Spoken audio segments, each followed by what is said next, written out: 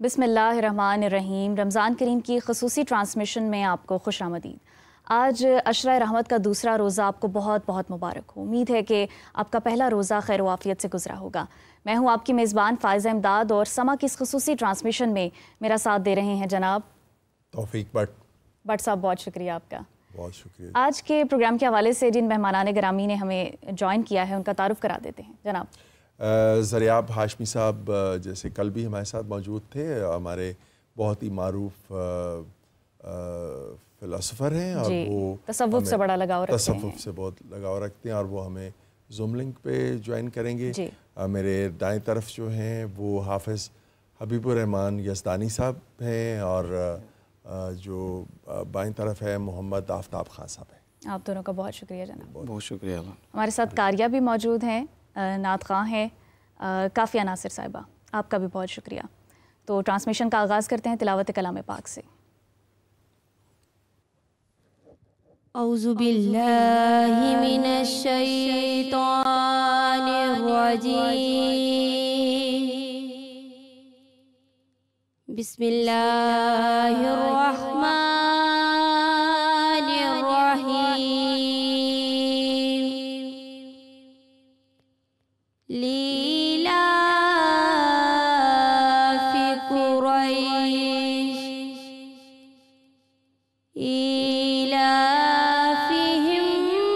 रिह्लतश शिताइ वस्सैफ फल्यअबुदू रब्ब हाज़ल बैत अल्लज़ी अत्अमहुम मिन जूइन व आमनहुम मिन खौफ। सदक़ल्लाहुल अज़ीम। जज़ाकल्लाह। सुभान अल्लाह। नाते रसूल मकबूल सल्लल्लाहु अलैहि वसल्लम सुना दीजिए। मेरी उल्फत मदीने से यूं ही नहीं, मेरे आका का रोज़ा मदीने में है। मेरी उल्फत मदीने से यूं ही नहीं, मेरे आका का रोज़ा मदीने में है। मैं मदीने की जानिब ना कैसे खिंचूं, मेरा दीन और दुनिया मदीने में है। अर्श आज़म पे जिसकी बड़ी शान है, रोज़ाए मुस्तफ़ा जिसकी पहचान है, रोज़ाए मुस्तफ़ा जिसकी पहचान है, जिसका हम पल्ला कोई मोहल्ला नहीं, एक ऐसा मोहल्ला मदीने में है। ये शहरे मुस्तफ़ा है, मदीना करीम है, सबको निभा रहा है, मदीना करीम है। ये शहरे मुस्तफ़ा है, क्यों ना करीम हो ये आका करीम का, क्यों ना करीम हो ये आका करीम का।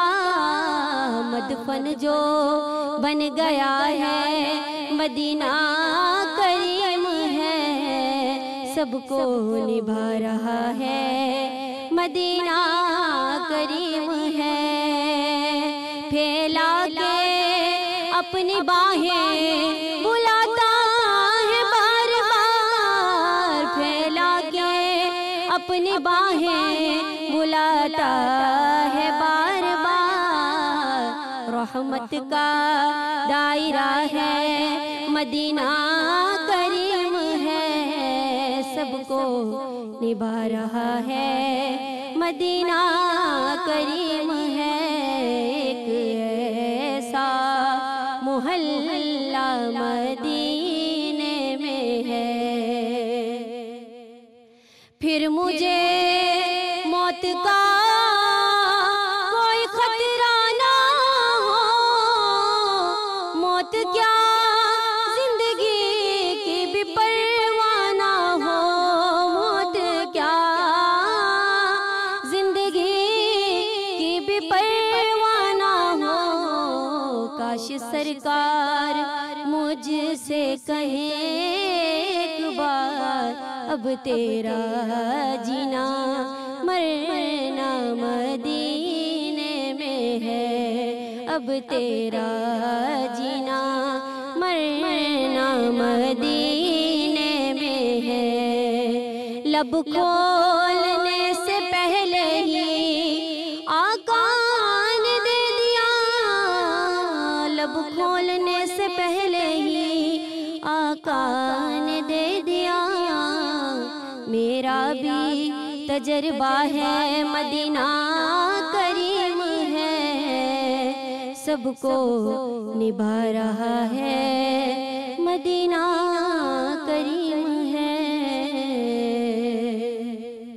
سبحان اللہ، جزاک اللہ، ماشاء اللہ، بہت خوبصورت آپ نے پڑھا ماشاء اللہ۔ بٹ صاحب آگے بڑھتے ہیں پروگرام میں۔ جی پلیز۔ کل بھی ہم نے پہلی وحی کی مناسبت سے موضوع پر بہت سیر حاصل گفتگو کی، آج بھی ایک بہت اہم موضوع ہم اپنے ناظرین کے لیے لے کر آئے ہیں، اور رمضان کی اس خصوصی ٹرانسمیشن میں ہم اپنی پوری کوشش کریں گے کہ اپنے علماء کرام سے جو علمی استفادہ ہم حاصل کر سکیں اور اللہ تعالیٰ کا قرب حاصل کر سکیں۔ ناظرین، بلا شبہ تورات، زبور، انجیل اور قرآن کریم اللہ تعالیٰ کی الہامی اور آسمانی کتابیں ہیں، لیکن آج روئے زمین پر قرآن حکیم کے علاوہ جتنی بھی الہامی کتابیں تھیں ان میں تحریف ہو چکی ہے، وہ اپنی اصلی حالت میں موجود نہیں ہیں۔ سو جو قرآن کریم ہے وہی واحد ہدایت کا سرچشمہ ہے، ہدایت کا چراغ ہے، جسے اللہ تعالیٰ نے آسمانوں پر بھی روشن کیا اور پھر زمین پر بھی اس کی حفاظت کا ذمہ اٹھایا ہے۔ قرآن حکیم میں اللہ تعالیٰ فرماتے ہیں اِنَّا نَحْنُ نَزَّلْنَا الذِّكْرَ وَإِنَّا لَهُ لَحَافِظُونَ، بے شک اس ذکر کے نازل کرنے والے بھی ہم ہیں اور اس کی حفاظت کرنے والے بھی ہم ہی ہیں۔ تو اس ٹاپک کے اوپر آج ہم گفتگو کریں گے۔ سب سے پہلے میں زریاب ہاشمی صاحب سے گزارش کروں گی کہ پہلا سوال ان کی خدمت میں ہے کہ اللہ تعالیٰ نے 5 بنیادی عقائد قرآن حکیم میں بیان فرما دیے کہ توحید کا عقیدہ ہے، پھر رسالت کا عقیدہ ہے، کتابوں اور فرشتوں، اور پھر آخرت کا عقیدہ ہے۔ تو یہ جو کتاب کا عقیدہ ہے، اس میں کیا پہلی کتابوں پر ایمان لانا بھی اتنا ہی ضروری ہے، جبکہ ہم یہ بات کر چکے کہ اب وہ کتابیں اپنی اصلی حالت میں موجود نہیں ہیں، تحریف شدہ ہیں؟ کیا فرمائیں گے جناب؟ بسم اللہ الرحمن الرحیم، السلام علیکم۔ وعلیکم السلام۔ اور جی، یہ انٹرسٹنگ اور اچھا ضروری ٹاپک ہے آج کا، کیونکہ رمضان کے حوالے سے، قرآن پاک کے نزول کے حوالے سے گفتگو ہو رہی ہے۔ تو قرآن پاک کا نزول جو ہے، اپنے آنے سے پہلے، اس قرآن پاک کے آنے سے پہلے قرآن پاک کے آنے کا ایک اہتمام ہوا ہے، ایک پریپریشن ہوئی ہے۔ وہ اولڈ ٹیسٹمنٹ میں اور نیو ٹیسٹمنٹ میں جو کانٹینٹ موجود ہے، اور پھر اس کے بعد یہ فائنل ٹیسٹمنٹ قرآن، یہ اس کو پڑھنے کی ضرورت ہے۔ پڑھنے سے یہ اندازہ ہوتا ہے آپ کو کہ مثال کے طور پہ اگر آپ کو قرآن پاک نے یہ کہہ دیا کہ میں میٹر ہوں اس کریکٹ کرنے کا، فرقان ہوں، جی، تو اس فرقان پہ کسی چیز کو رکھنا ضروری ہے۔ یعنی آپ کو یہ دیکھنا ہوگا سب سے پہلے باقی کتابیں پڑھ کے کہ قرآن پاک میں جو کانٹینٹ ہے وہ اس کے ساتھ کون سا کانٹینٹ ابھی ایگزسٹنگ کوئنسائڈ ہو رہا ہے، اس کے ساتھ میچ کرتا ہے، مشابہت رکھتا ہے، اس کے ساتھ مترادف ہے، تاکہ آپ پہلے تو یہ آئیڈینٹیفائی کر لیں کہ کون سا کانٹینٹ ہے جو قرآن پاک جس کو کتاب کہہ رہا ہے. آپ میرا مطلب سمجھے گا، اگر قرآن پاک میں اللہ تعالیٰ نے یا اسلام اور عقیدہ اگر یہ کہتا ہے کہ ایمان لانا ہے اس چیز پر جس چیز کی قرآن گواہی دیتا ہے، جس چیز کی قرآن شہادت دیتا ہے، تو آپ نے اسی چیز پر ایمان لانا ہے جس چیز کی قرآن شہادت دیتا ہے. اور قرآن جب شہادت دے رہا ہے تو ہم نے وہ آئیڈینٹیفائی کرنا ہے کہ وہ شہادت جس کانٹینٹ کی دے رہا ہے وہ کانٹینٹ کہاں کہاں کس کس صورت میں پایا جاتا ہے.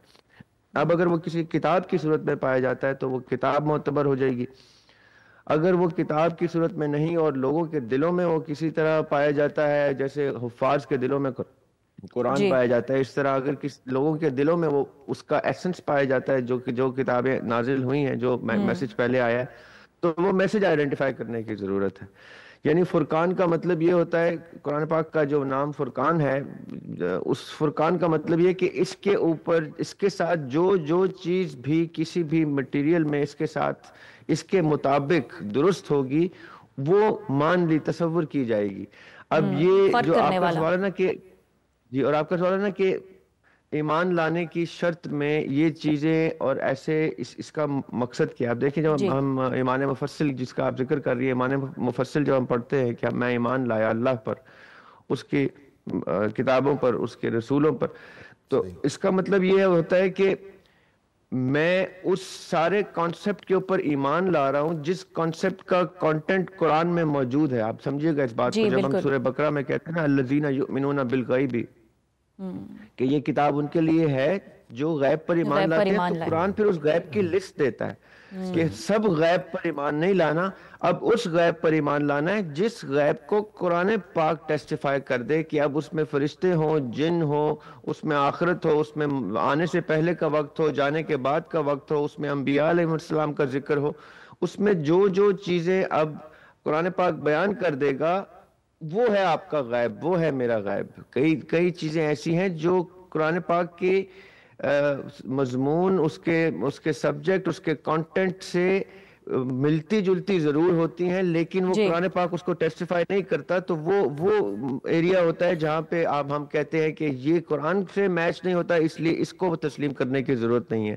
جو چیزیں پھر قرآن کے ساتھ میچ ہوتی ہیں، اس لیے اس کا میں تھوڑا سا ایڈ کر دوں، وقت کے ساتھ ساتھ انسان کی گروہ کے ساتھ کی نشو و نما کی اللہ تعالیٰ ساتھ ساتھ اللہ تعالیٰ نے اس میسج کو جب پہنچایا ہے تو اس کا جو حصہ قرآن پاک کہے گا کہ اب ہم اس کو فائنل ٹیسٹمنٹ میں لے کے آئیں گے، وہ باقی ساری ریولیشنز جو اس سے میچ کرتی ہیں اس کو معتبر کرے گا، اس کو ویلیو دے گا. اس کا مطلب یہ ہے اس کو گلوریفائی کرے گا. یہ آگے چل کے ہم پروگرام میں مزید ڈسکس کریں گے، تاکہ میں چاہتا ہوں باقی بھی گیسٹ اس پہ اپنی رائے دیں. آپ کا کیونکہ ٹاپک اچھا ہے، آئی وانٹ کہ باقی مکتبہ فکر بھی اس کے اوپر اپنے رائے کا اظہار کریں. جی حافظ حبیب الرحمان صاحب سے ہم یہ جاننا کہ 4 اسلامی کتابیں جو ہیں یہ مختلف ادوار میں نازل ہوتی ہیں. بالکل.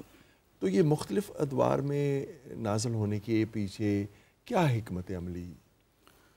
السلام علیکم ورحمۃ اللہ وبرکاتہ. الحمدللہ وکفیٰ والصلاۃ والسلام علی من لا نبی بعد. جس طرح میرے بھائی ذریعہ ہاشمی صاحب نے بات یہ کلیئر کر دی ہے کہ اللہ تعالیٰ نے وہ چیزیں ملتی جلتی ان کتابوں میں نازل کی ہیں. سب سے پہلے یہ بات ذہنوں میں رکھ لیں کہ یہ ساری کتابیں اللہ کی طرف سے ہیں. اس میں جو حکمت ہے کہ اللہ نے اس کو الگ الگ دور میں کیوں نازل کی، تو یہ یاد رکھیں کہ ہر قوم کا ان کی فکری سوچ، ان کی سماجی جو زندگی لائف سٹائل تھا وہ الگ تھا. یعنی کہ ہر دور کی اپنی ضرورت ہوتی ہے. میں اس کی مثال دیتا ہوں کہ جس طرح ہمارا یہ شہر لاہور ہے، یہاں کے بینیفٹس، یہاں کے رولز، یہاں کے جتنے معاملات ہیں وہ عام شہروں میں نظر نہیں آئیں گے. کیوں؟ یہاں کی ضرورت اور ہے. اللہ نے جس طرح قومیں نازل کی، جس طرح تورات ہے، تورات ابھی وہ قوم جو ہے نا وہ غلامی سے نکلی تھی، تو اللہ تعالیٰ نے ان کو پھر شرعی احکامات جو اس میں تھے، قوانین تھے، اللہ نے وہ سکھائے. اور جو زبور اللہ نے نازل کی تو وہ اس میں اللہ نے اپنی حمد و ثنا، اپنی تعریف، عبادات کے اوپر اللہ نے بات کی ہے، کیونکہ ان کو اس چیز کی ضرورت تھی. پھر آگے جا کر جو انجیل ہے، اس کو اندر اللہ تعالیٰ نے روحانی اور اخلاقی جو اس کا مرکز بنا کر اللہ نے اس کتاب کو پیش کر دیا. یعنی ان کی ضرورت یہ تھی ہر دور ہر قوم کے تقاضوں کے مطابق. بالکل ان کے مطابق. یعنی بالکل جب پھر قرآن آیا تو اس نے ان سب چیزوں کو سمیٹ لیا. اور اس کی وجہ یہ ہے کہ وہ الگ الگ اس لیے اتریں کہ وہ قوموں کے لیے تھی, کسی ایک خاص جگہ کے لیے تھی. ایک وقت میں 2 نبی بھی موجود ہوتے تھے تو ان کی شریعت, ان کی باتیں الگ الگ ہوتی تھیں. پھر جب اللہ تعالیٰ نے ان سب کو اکٹھا کیا تو پھر اللہ نے ان سب کو قرآن کی شکل میں ہمیں دے کر اللہ نے کہا حرف آخر قیامت تک سب کے لیے, وہ مشرق مغرب, کوئی ہے نسل سے ہٹ کر, ملکوں سے ہٹ کر, وہ امیر ہے غریب ہے, علم والا ہے جاہل ہے, سب کا مرکز وہ کتاب قرآن ہے. اس کے میں کوئی فرق نہیں ہے. تو ان قوموں کے سٹائل رہنا, ان کی ضرورت الگ الگ تھی. اللہ نے پھر ان کے دور الگ الگ میں الگ الگ ضرورت کے مطابق اللہ نے ان نازل فرمائی تھی. تو کسی کو اللہ نے تورات دے دی, تو جس طرح بنی اسرائیل ہی ہے تو تورات اللہ نے دی ان کو, جو موسیٰ علیہ السلام کے ساتھی جہاں سے آئے. پھر عیسیٰ علیہ السلام کی اور نوعیت تھی. اللہ نے سب کی شریعت اور معاملات الگ الگ بنا کر پھر ان کو کتابیں عطا فرمائی. قرآن کا یہ اعجاز ہے کہ یہ کل کائنات کے لیے, دونوں جہانوں کے لیے اب ہے. وہ جو تھیں وہ کچھ قبیلے تھے, یعنی کچھ لوگ تھے یا کچھ امت کے ساتھی ان کے, جس طرح عیسیٰ کے الگ, موسیٰ کے الگ, تو اللہ نے ان کو الگ الگ پھر یہ کتاب عطا فرمائی تھی. اچھا آفتاب صاحب, جیسا کہ علامہ صاحب نے فرمایا کہ ہر دور کے تقاضے تھے جس کے مطابق اللہ تعالیٰ نے شریعت, کتاب نبی کے اوپر اتارا. تو اب ہم یہ دیکھتے ہیں کہ قرآن کریم میں اللہ تعالیٰ یہ فرماتا ہے کہ کتابوں پر ایمان لاؤ جو الہامی اور آسمانی کتابیں ہیں. جب وہ دور کے تقاضے اور تھے, جب وہ شریعتیں اور تھیں, اب وہ شریعتیں منسوخ ہو چکی ہیں, تو پھر ان پر ایمان لانے کا کیا مقصد ہے, کیا مطلب ہے؟ بسم اللہ الرحمن الرحیم. اللہم صلی علی سیدنا و مولانا محمد وعلی آلہ وصحبہ وبارک وسلم. بہت شکریہ. سب سے پہلے تو جس طرح زریاب صاحب نے بھی کہا اور حافظ ابو الرحمان صاحب نے بھی کہا, یہ موضوع بڑا اہم ہے, اور میں اس بات پہ آپ کو مبارکباد پیش کروں گا کہ آپ نے رمضان المبارک کو علم کے ساتھ جوڑ دیا ہے. عام طور پہ رمضان سے مراد روحانی عبادات, تہجد, نوافل, صدقات و خیرات لیے جاتے ہیں, لیکن آپ نے اس کو علم و حکمت اور کتابوں اور ان کے میسیجز کے ساتھ جوڑ کر لوگوں کو دراصل فہم قرآن کی طرف آپ نے ایک سٹیپ لیا ہے. یہ بہت ضروری بھی ہے اور اس وقت کا تقاضا بھی ہے.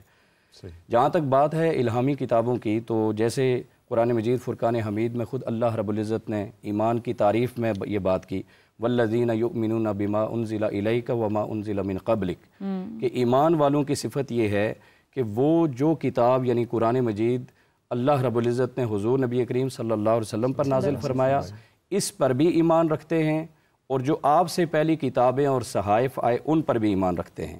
اب سوال یہ ہے کہ ایمان کس انداز میں اور کس طرح سے رکھنا ہے.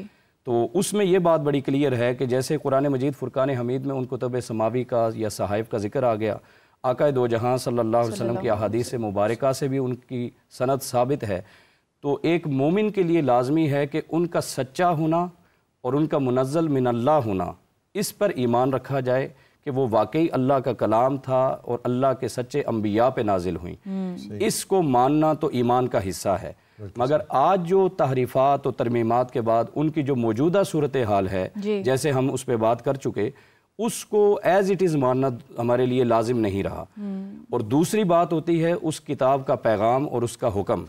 اب قرآن مجید فرقان حمید کے آنے کے بعد کسی اور کتاب کے حکم اور تعلیم پر عمل کرنا ضروری نہیں رہا. وہ ساری شریعتیں, احکامات منسوخ ہو گئے. اب ایمان کی جو پوزیشن ہے وہ یہ فقط یہ ہے کہ ہم ان کو اللہ کی سچی کتابیں اور اللہ کے سچے انبیاء کے لیے وحی اور کتاب کی حد تک ان پر ایمان رکھیں, اور باقی جو ان کے احکامات اور ان کی موجودہ صورتحال ہے اس سے ہم ایمان کی حد تک بری الذمہ ہیں. اب قرآن مجید فرقان حمید کو آپ دیکھیے, یہ سارا جیسے ابھی بات ہو رہی تھی, حافظ ابو الرحمان صاحب نے بھی بڑی خوبصورت بات کی کہ ہر زمانے کی ایک ضرورت تھی. اللہ رب العزت نے انسان کو پیدا کیا تو ساتھ ہی ایک ڈیوائن گائیڈنس بھی اتاری. بالکل. حضرت آدم علیہ السلام کو بھیجا تو ان کے لیے بھی ہدایت کا نسخہ عطا فرمایا. حضرت ابراہیم علیہ السلام کو صحائف عطا فرمائے, حضرت نوح علیہ السلام کو صحائف عطا فرمائے, حضرت یونس علیہ السلام کو صحائف عطا فرمائے. الغرض جب انبیاء کی اقوام کی ضرورت بڑی تو پھر زبور کی شکل میں, تورات کی شکل میں, انجیل کی شکل میں اور قرآن مجید کی شکل میں پھر کتابیں عطا فرمائیں. انسان ایک ڈیولپمنٹ پروسیس سے گزر رہا تھا.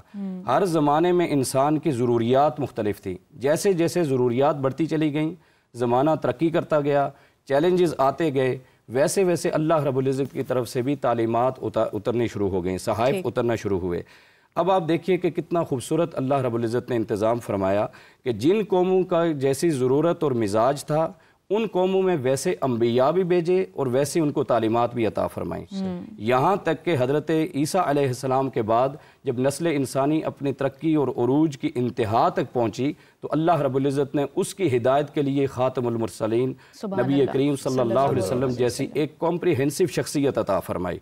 چیلنجز جب پوری دنیا پہ بڑھ گئے اور انسانیت ایک یوں سمجھ لیں کہ آپس میں کنیکٹڈ ہونے لگی اور انسانی معاشرے تشکیل پانے لگے، اس جو سویلائزیشنز تھی وہ تشکیل پانے لگی، یہاں تک کہ کلیش آف سویلائزیشن شروع ہو گئیں، تو اللہ رب العزت نے اس کے لیے ایک جامع کتاب قرآن مجید فرقان حمید عطا فرمائی اور خود فرما دیا لا رطب ولا یابس الا فی کتاب مبین. یہ ایسی مکمل کتاب ہے کہ آپ خشکی کے اوپر یا تری میں کوئی ایسا مسئلہ اور چیلنج نہیں ہے جو اس کتاب میں موجود نہیں ہے. جیسے نبی آخر الزماں ہر دور کے لیے ہیں ویسے ہی یہ کتاب قرآن حکیم بھی ہر دور کے لیے. جس طرح ان کو جامعیت عطا فرمائی کہ وہ قیامت تک بلکہ پوری انسانیت پوری مخلوق کے لیے نبی اور رسول اور ہادی بن کر آئے، ایسے ہی ان کو جو کتاب عطا فرمائی اتنی جامع اور معنی تھی کہ وہ بھی قیامت تک کی انسانیت کے لیے بلکہ ہر مخلوق کے لیے رشد و ہدایت کا سبب بن گیا. فائزہ ہمارے ساتھ ایک کالر موجود ہے، ہم ان کی کہاں سے؟ السلام علیکم، شازیہ بات کر رہی ہوں فرام گجرات. وعلیکم السلام. جی شازیہ بتائیے. ہیلو شازیہ، میرا آپ سن پا رہی ہیں؟ سوال زریاب بھائی سے ہے کہ زریاب بھائی یہ بتائیں. جی میری آواز آ رہی ہے؟ جی جی شازیہ آ رہی ہے آپ کی آواز. ہیلو ہیلو شازیہ آپ سن پا رہی ہیں؟ کوشچن ہے کہ جیسے جی میں بول رہی ہوں. جی آ رہی ہے آواز. آپ اپنا سوال کیجئے شازیہ. ہیلو جی شازیہ.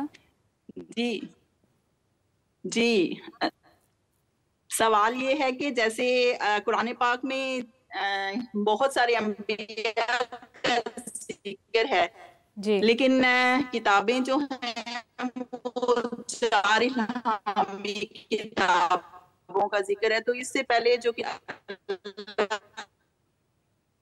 شازیہ آپ کی آواز ٹھیک نہیں آ رہی، ہم آپ سے دوبارہ رابطہ کرنے کی کوشش کریں گے. زریاب صاحب جیسا کہ شازیہ ہم آپ سے دوبارہ رابطہ کرنے کی کوشش کریں گے. زریاب صاحب آپ ہمیں سن پا رہے ہیں؟ جی جی علامہ صاحب نے بڑا خوبصورت فرمایا کہ قرآن حکیم جو ہے وہ ہر دور کی کتاب ہے، اللہ تعالیٰ اس کی حفاظت کا ذمہ اٹھاتا ہے. باقی کتابوں کی حفاظت کا ذمہ اللہ تعالیٰ نے کیوں نہیں لیا؟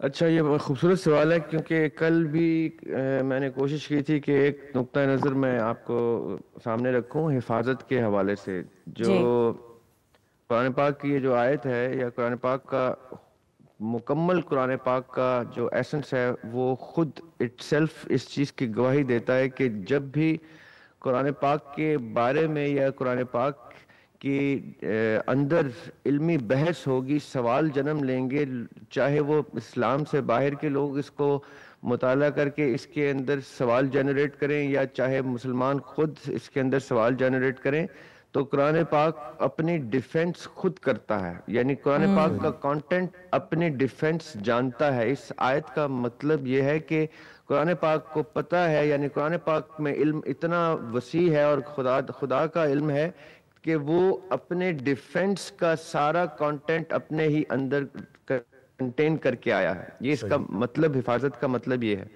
یعنی اب جب ہم اس نقطہ نظر سے اگر دیکھیں کہ آج اگر کوئی بائبل پڑھنے والا، انجیل پڑھنے والا قرآن پاک کا مطالعہ کرتا ہے اور اس کے دل و دماغ میں کچھ سوالات آتے ہیں تو قرآن پاک کا کانٹینٹ اپنی ڈیفنس خود سے کرے گا اور ان سوالات کا جواب دے گا. شرط قرآن نے یہ رکھی ہے کہ اس میں نشانیاں ان کے لیے ہیں جو عقل رکھتے ہیں، جو تدبر کرتے ہیں، جو تفکر کرتے ہیں، جو سوچتے ہیں، جو اس کو اللہ تعالیٰ کا کانٹینٹ سمجھنے کے بعد اس سے ہدایت لینے کی کوشش کرتے ہیں. جو ہدایت لینے کے لیے اس رستے پہ نہیں آتا یا اس کتاب کو نہیں کھولتا، اس کے لیے آف کورس اللہ تعالیٰ نے اور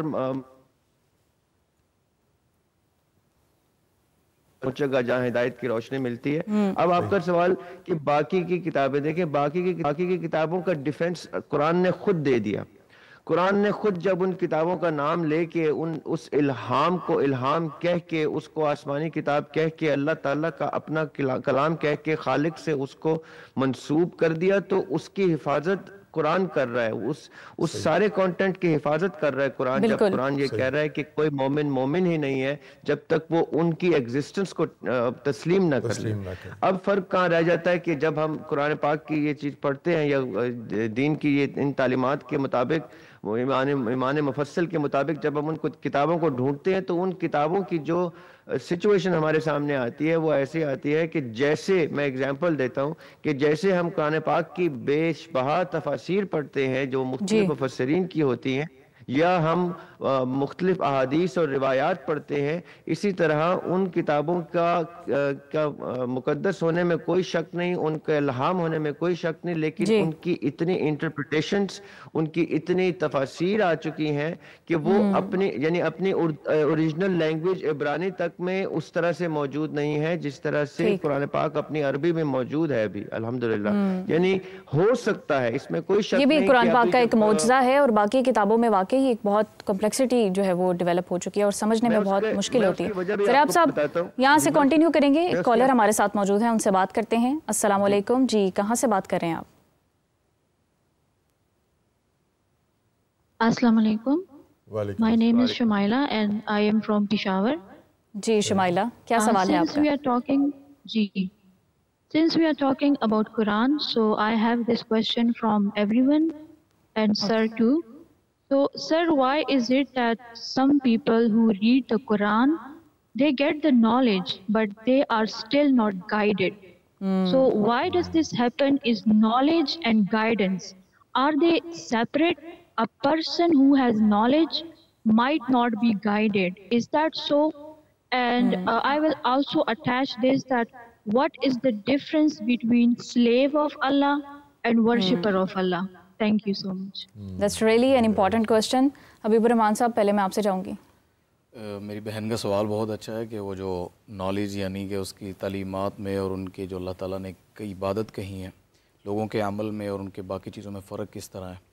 دیکھیں اللہ تعالیٰ نے جو قرآن پاک نازل کیا ہے اس میں اللہ نے ایک واضح پیغام یہ دیا ہے، یا ایھا الذین آمنوا ادخلوا فی السلم کافہ، اسلام میں پورے کے پورے داخل ہونا ہے.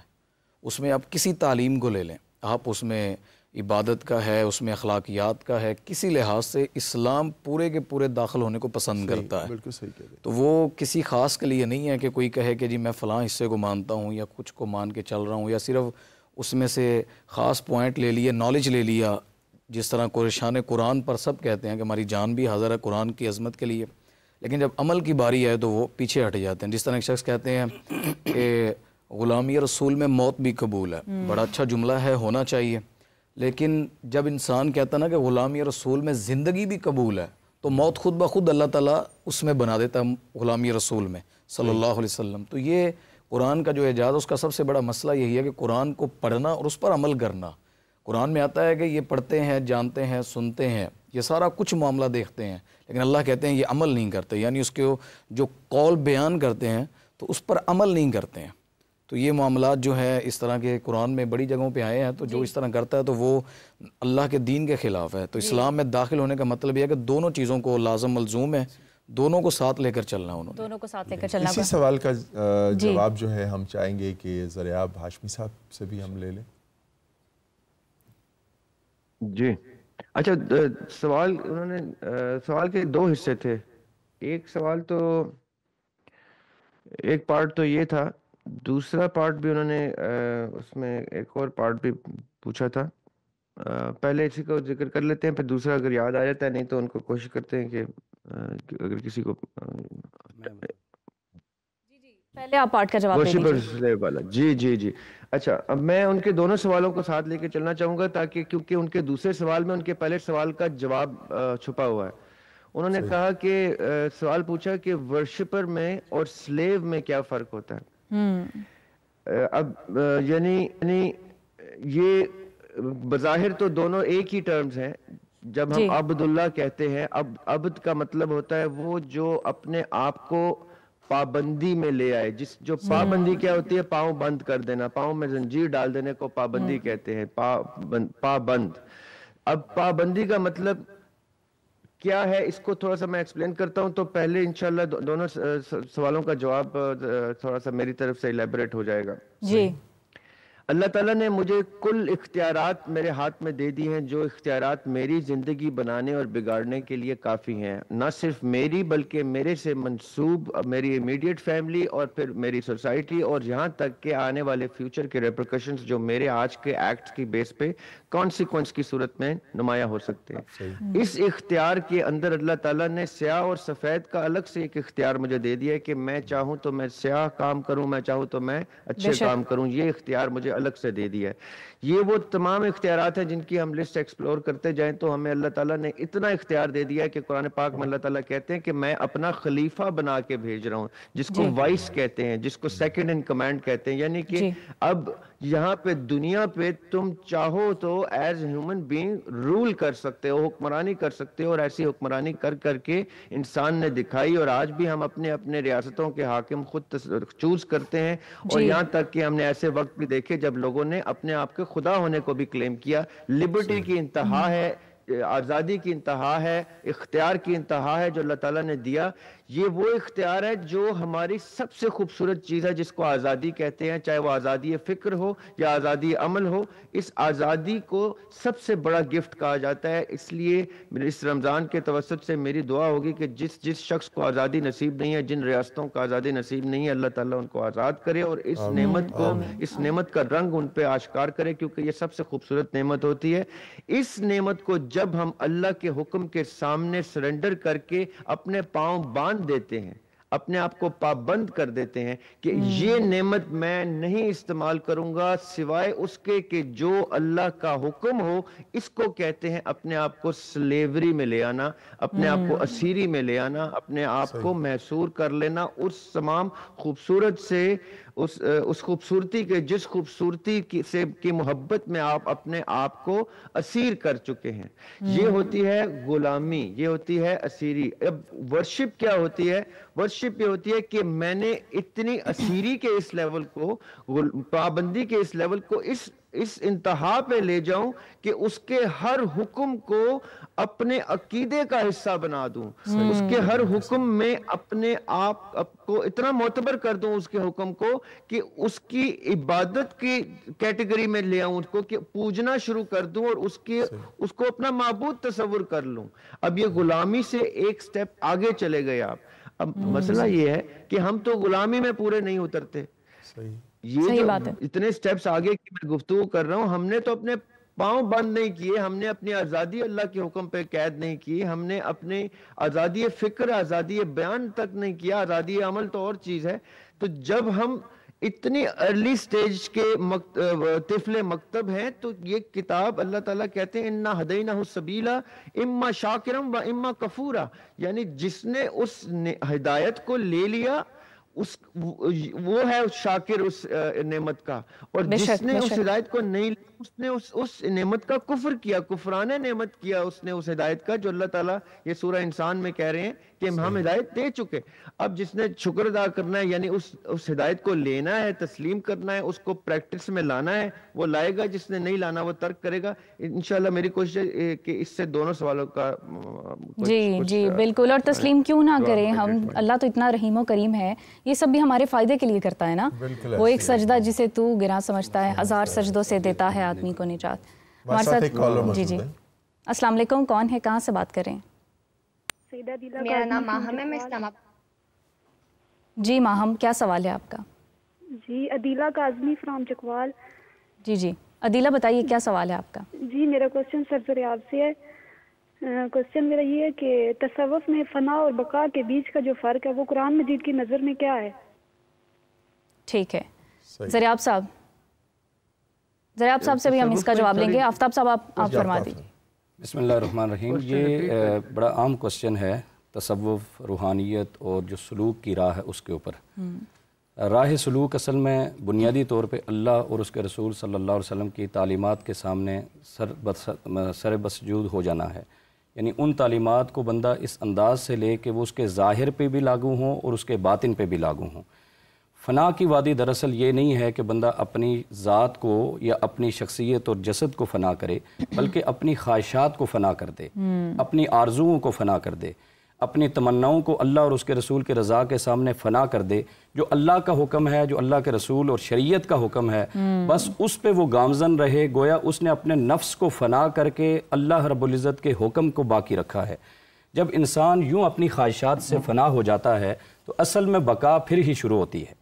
بقا کیا ہے؟ باقی اللہ کی ذات ہے۔ کل من علیہ فان ویبقی وجہ ربک ذو الجلال والاکرام۔ اللہ رب العزت نے فرمایا ہر شے فنا ہونے والی ہے، اور اگر کوئی چیز باقی رہنے والی ہے تو اللہ رب العزت کی ذات ہے۔ بے شک۔ جو شخص اپنی ذات کو، اپنی انا کو، اپنے نفس کو، اپنی خواہشات کو اللہ کی مرضی کے تابع کر کے اسے فنا کر دیتا ہے، اسے اللہ کی اس بقا کا فیض نصیب ہو جاتا ہے۔ اور بقا کا فیض یہ ہے کہ وہ شخص پھر اس دنیا سے چلا بھی جائے، اس کی تعلیمات باقی رہتی ہیں، اس دنیا سے چلا بھی جائے اس کے فیوزات باقی رہتے ہیں، اس دنیا سے چلا بھی جائے اس کے اسرار و رموز باقی رہتے ہیں۔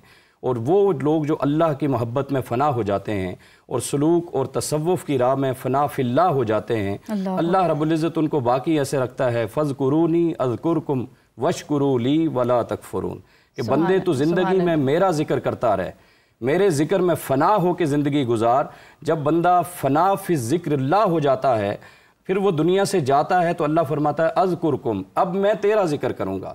پھر وہ 1000 سال گزر جاتے ہیں، آپ دیکھتے ہیں حضور سیدنا غوث العظم کی تعلیمات آباد رہتی ہیں، وہ ہزاروں سال گزر جاتے ہیں۔ محترمہ نے جو سوال کیا تھا نا ورشپ کا اور سلیوری کا، یہ بالکل وہی کانٹیکسٹ ہے جی، اس کے حوالے سے بھی وہ بڑا اہم سوال تھا کہ ایک عبادت کیا ہے اور غلامی کیا ہے، ورشپ کیا اور سلیوری کیا ہے۔ دیکھیں اللہ رب العزت نے ہماری تخلیق کا ایک مقصد بیان فرمایا وما خلقت الجن والانس الا لیعبدون، ہم نے انس و جن کو اس لیے پیدا کیا کہ وہ ہماری بندگی اختیار کریں۔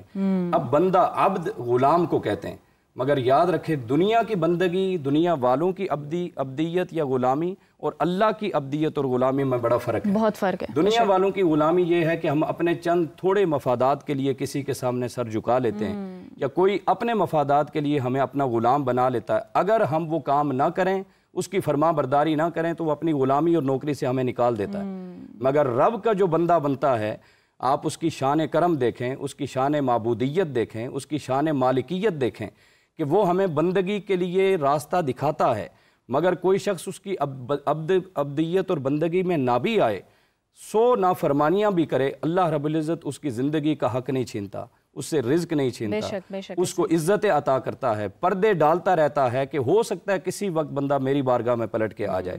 اور دوسری بات یہ ہے کہ اللہ کی بندگی یہ ہے کہ بندہ اس کے ڈر سے اس کی عبادت نہ کرے، بلکہ شوق سے، رغبت سے اس کی عبادت کرے۔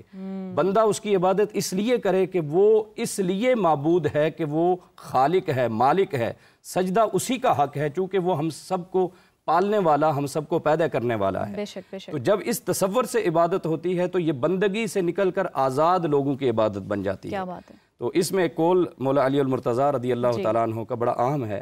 آپ فرماتے ہیں کہ جو لوگ جنت کی تمنا میں یا اللہ کی نعمتوں کی تمنا میں اللہ کی عبادت کرتے رہتے ہیں، فرمایا وہ سوداگر ہیں، وہ تاجر ہیں، انہوں نے تو نعمتوں کے بدلے میں عبادت کرنا شروع کی ہے۔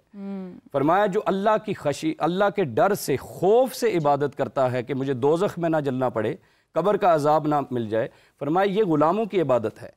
اور جو شخص اس لیے عبادت کرتا ہے کہ وہ معبود حقیقی ہے، وہ عبادت کے لائق ہے، علامہ صاحب وہ مالک ہے، یہ آزاد لوگوں کی عبادت ہے۔ ڈر بھی احترام کی ایک شکل کہلاتی ہے، ڈر ہوگا احترام ہوگا، ڈر اور خشیت میں تھوڑا سا فرق ہے۔ اچھا حافظ صاحب، آپ سے ہم یہ پوچھنا چاہیں گے کہ اللہ پاک نے قرآن مجید کی حفاظت کا ذمہ جو ہے وہ لیا، تو باقی جو 3 کتابیں ہیں ان کی حفاظت کا ذمہ اللہ پاک نے کیوں نہیں لیا؟ بسم اللہ الرحمن الرحیم۔ کتابیں ساری اللہ کی طرف سے ہی ہیں، لیکن سب سے بڑا مسئلہ جس طرح قرآن میں آتا ہے، اللہ کہتے ہیں ہم نے تورات، انجیل ان کو اتارا نا تو ان کے محافظ ان کے عالموں کو بنایا، یعنی انہوں نے حفاظت کرنی تھی۔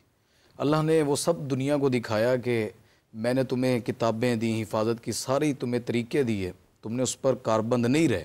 اب اللہ وہ چیز نازل کر رہا ہے جس کا اللہ خود محافظ ہے، کوئی اور اس کے اوپر کسی کی کوئی دنیا کا بڑے سے بڑا علم والا آ جائے قرآن کی زبر نہیں بدل سکتا۔ تو جو پہلی کتابیں ہیں ان کے لوگوں نے خود اپنے نفس کی خواہشات کے پیچھے چل کر انہوں نے نبیوں کو جس طرح آتا ہے قتل بھی کیا اپنے، ان کے ساتھ انہوں نے عمل کرنے کے بجائے ان کی کتابوں کو تحریف کر دیا. تو اللہ تعالیٰ نے اس کو اس لیے اس کی حفاظت کا ذمہ نہیں لیا، جس میں سب سے بڑا مسئلہ کہ وہ ایک خاص قوم کے لیے تھی.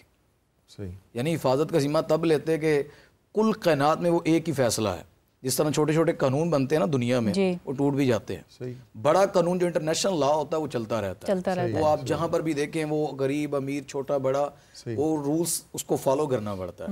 تو یہ کتابیں بے شک اللہ کی ہیں. ہم جتنے ہمارے عیسائی لوگ ہیں یا یہودی جتنے ہیں، ہم سب کو یہ پیغام دیتے ہیں کہ تمہاری کتابیں، تمہارے نبی وہ سچے ہیں، لیکن تحریف شدہ ہوگی، تم نے بدل دی، تم نے اس طرح اس کا خیال نہیں رکھا. تو آئیں اس کی طرف جس کا خیال اللہ نے خود رکھا ہے، جس کتاب قرآن کو اللہ نے رکھا ہے. تو یہ پہلی کتابوں کی حفاظت جو ہے وہ اللہ نے تو دیا، اختیار دیا. یعنی ایک بندے کو اللہ کوئی چیز دیتا ہے، کہتا ہے اس کو سنبھال لے، وہ خود نہیں سنبھالتا. یہ اللہ نے حفاظت اس کی، یہ نہیں کہ اللہ نے نہیں کی. یہ جملہ جو کہتے ہیں نا کہ اللہ نے اس کی حفاظت کا ذمہ نہیں لیا، اللہ کی چیز ہے. اللہ تو عام بندے کو جس طرح وہ بتلا رہے تھے نا، اللہ کے ہاں مقام عام چیزوں کا بھی ہے، لیکن اپنا مقام لیول وہ جس کو عطا کیا گیا اس نے بنانا ہے. کتابیں اللہ نے دیں، اللہ نے کہا عمل کرو، چلتے رہو. انہوں نے جنہوں نے کیا، وہ جس طرح فَمَن يَعْمَلْ مِثْقَالَ ذَرَّةٍ خَيْرًا يَرَهُ، جس نے ایک چھوٹا سا بھی عمل کیا نا، وہ اس کو اللہ نے اس کا اجر دینا ہے. جس نے کتاب کی حفاظت کی وہ ان نبیوں کے ساتھ ہوں گے. جنہوں نے تحریف کر دی، انہوں نے بدل دی، اللہ تعالیٰ نے کہا کہ پھر انہوں نے جب بدل دیا، پھر کیونکہ یہ قرآن کا ایک معجزہ بھی ہے. دیکھیں اگر وہ بھی نہ بدلتی اور قرآن بھی نہ بدلتا، ہم ان کو کیا چیلنج دیتے؟ انہوں نے کہنا تھا ہماری کتاب کی طرف آئیں، ہماری بھی تو کتاب ایسی ہے. تو اللہ نے ہمارے نبی صلی اللہ علیہ وسلم کی شان کو بھی بڑھانے کے لیے، قرآن کے مقام کو بھی بڑھانے کے لیے، اس کو جو تحریف ہونی تھی نا، اللہ تعالیٰ نے بتلایا کہ وہ تو بدل گئی ہیں، کیونکہ جس میں نقص آ جائے یا جو بدل دی جائیں اس کی ویلیو کم ہو جائے. حافظ صاحب ایک کالر ہمارے ساتھ موجود ہے. السلام علیکم جی، کون ہے، کہاں سے بات کر رہے ہیں؟ السلام علیکم جی، کون ہے کال پہ؟ میرا نام ماہم ہے، میں اسلام آباد سے ہوں. میرا سوال یہ تھا کہ ہم قرآن مجید کو سمجھنے کے لیے دوسری آسمانی کتابوں کا سہارا کیسے لیا جا سکتا ہے، کیونکہ ہمارے ہاں نا یہ ہے کہ آپ تورات وغیرہ نہیں پڑھ سکتے، گمراہ ہو جائیں گے. ٹھیک ہے، میں اس میں ان کا جواب دینا چاہوں گا. جی. انجیل کے اندر ہی لکھا ہوا ہے کہ عیسیٰ علیہ السلام نے کہا تھا کہ میں بنی اسرائیل کی ان بکریوں کی طرف بھیجا گیا ہوں کہ جو اپنے راستے سے ہٹ چکی ہیں. یعنی میں صرف بنی اسرائیل کے لیے بھیجا گیا ہوں.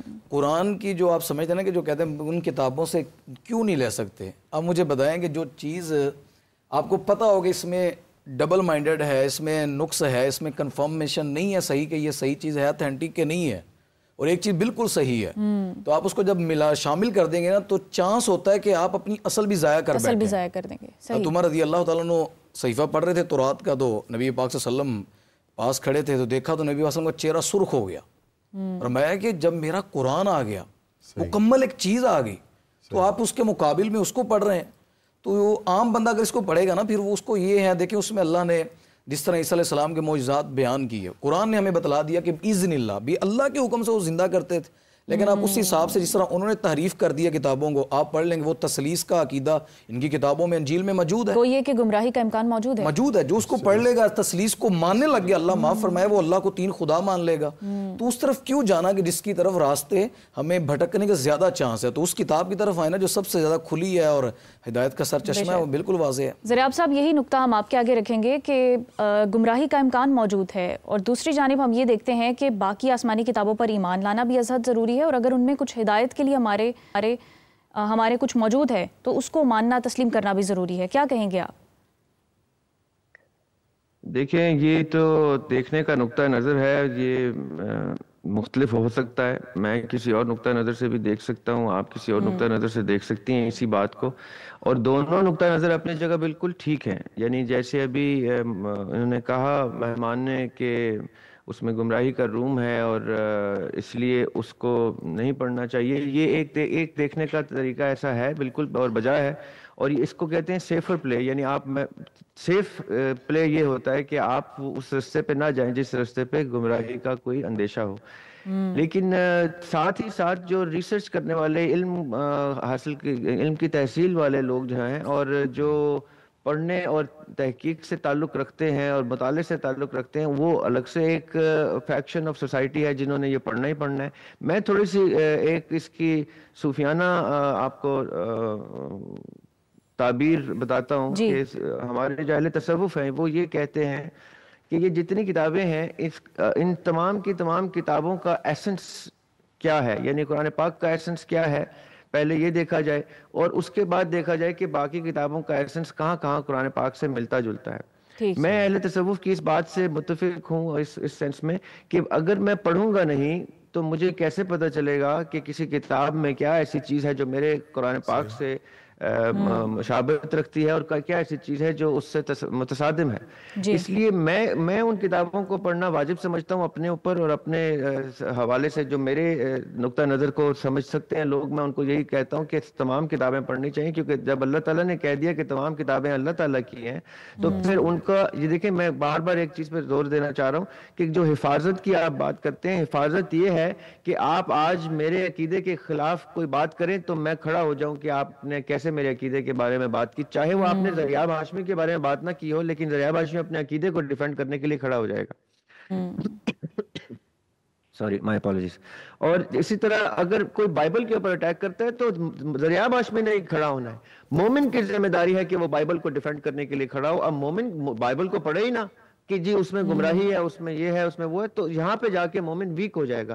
پہلے مومن نے بائبل کو پڑھنا ہے, اولڈ ٹیسٹمنٹ کو بھی پڑھنا ہے, نیو ٹیسٹمنٹ کو بھی پڑھنا ہے, کیونکہ وہ قرآن سے واقف ہے تو وہ ایگزیکٹلی اس کو ویسے پڑھے گا کہ اس کو پتہ چل جائے گا کہ کہاں کہاں اس میں وقت اور زمانے کے تغیرات ہیں. کیونکہ کئی چیزیں دیکھیں, اب اگر میں 5ویں جماعت کے بچے کو کچھ پڑھاتا ہوں اور پی ایچ ڈی کے بچے کو کچھ پڑھاتا ہوں تو وہ 5ویں جماعت کا بچے کا جو کانٹینٹ ہے وہ ضائع نہیں ہوا. ہاں, اب یہ ہے کہ پی ایچ ڈی میں آ کے وہ اتنا سپیریئر کانٹینٹ پڑھ رہا ہے کہ 5ویں جماعت کی کتاب اس کے سامنے آپ رکھیں گے تو وہ کہے گا کہ ہو سکتا ہے اب میں یہ کتاب پڑھوں تو مجھے یہ کتاب درست بھی نہ لگے, کیونکہ یہ 5ویں جماعت کے بچے کو سمجھانے کے لیے جس طریقے سے لکھی جاتی ہے اس میں کئی چیزیں ایسی لکھی جاتی ہیں جو بعد کی عمر میں آپ کو شاید مناسب بھی نہ لگیں اپنی اپنی سوچ کے مطابق. اب میں یہ کیوں کہہ رہا ہوں, انسان نے جب بہشت سے آدم علیہ السلام جب دنیا میں آتے ہیں تو اس وقت وہ علم کا ذخیرہ ساتھ لے کے آتے ہیں, لیکن انسان کی نشو و نما جو شروع ہوتی ہے بنی نو انسان کی,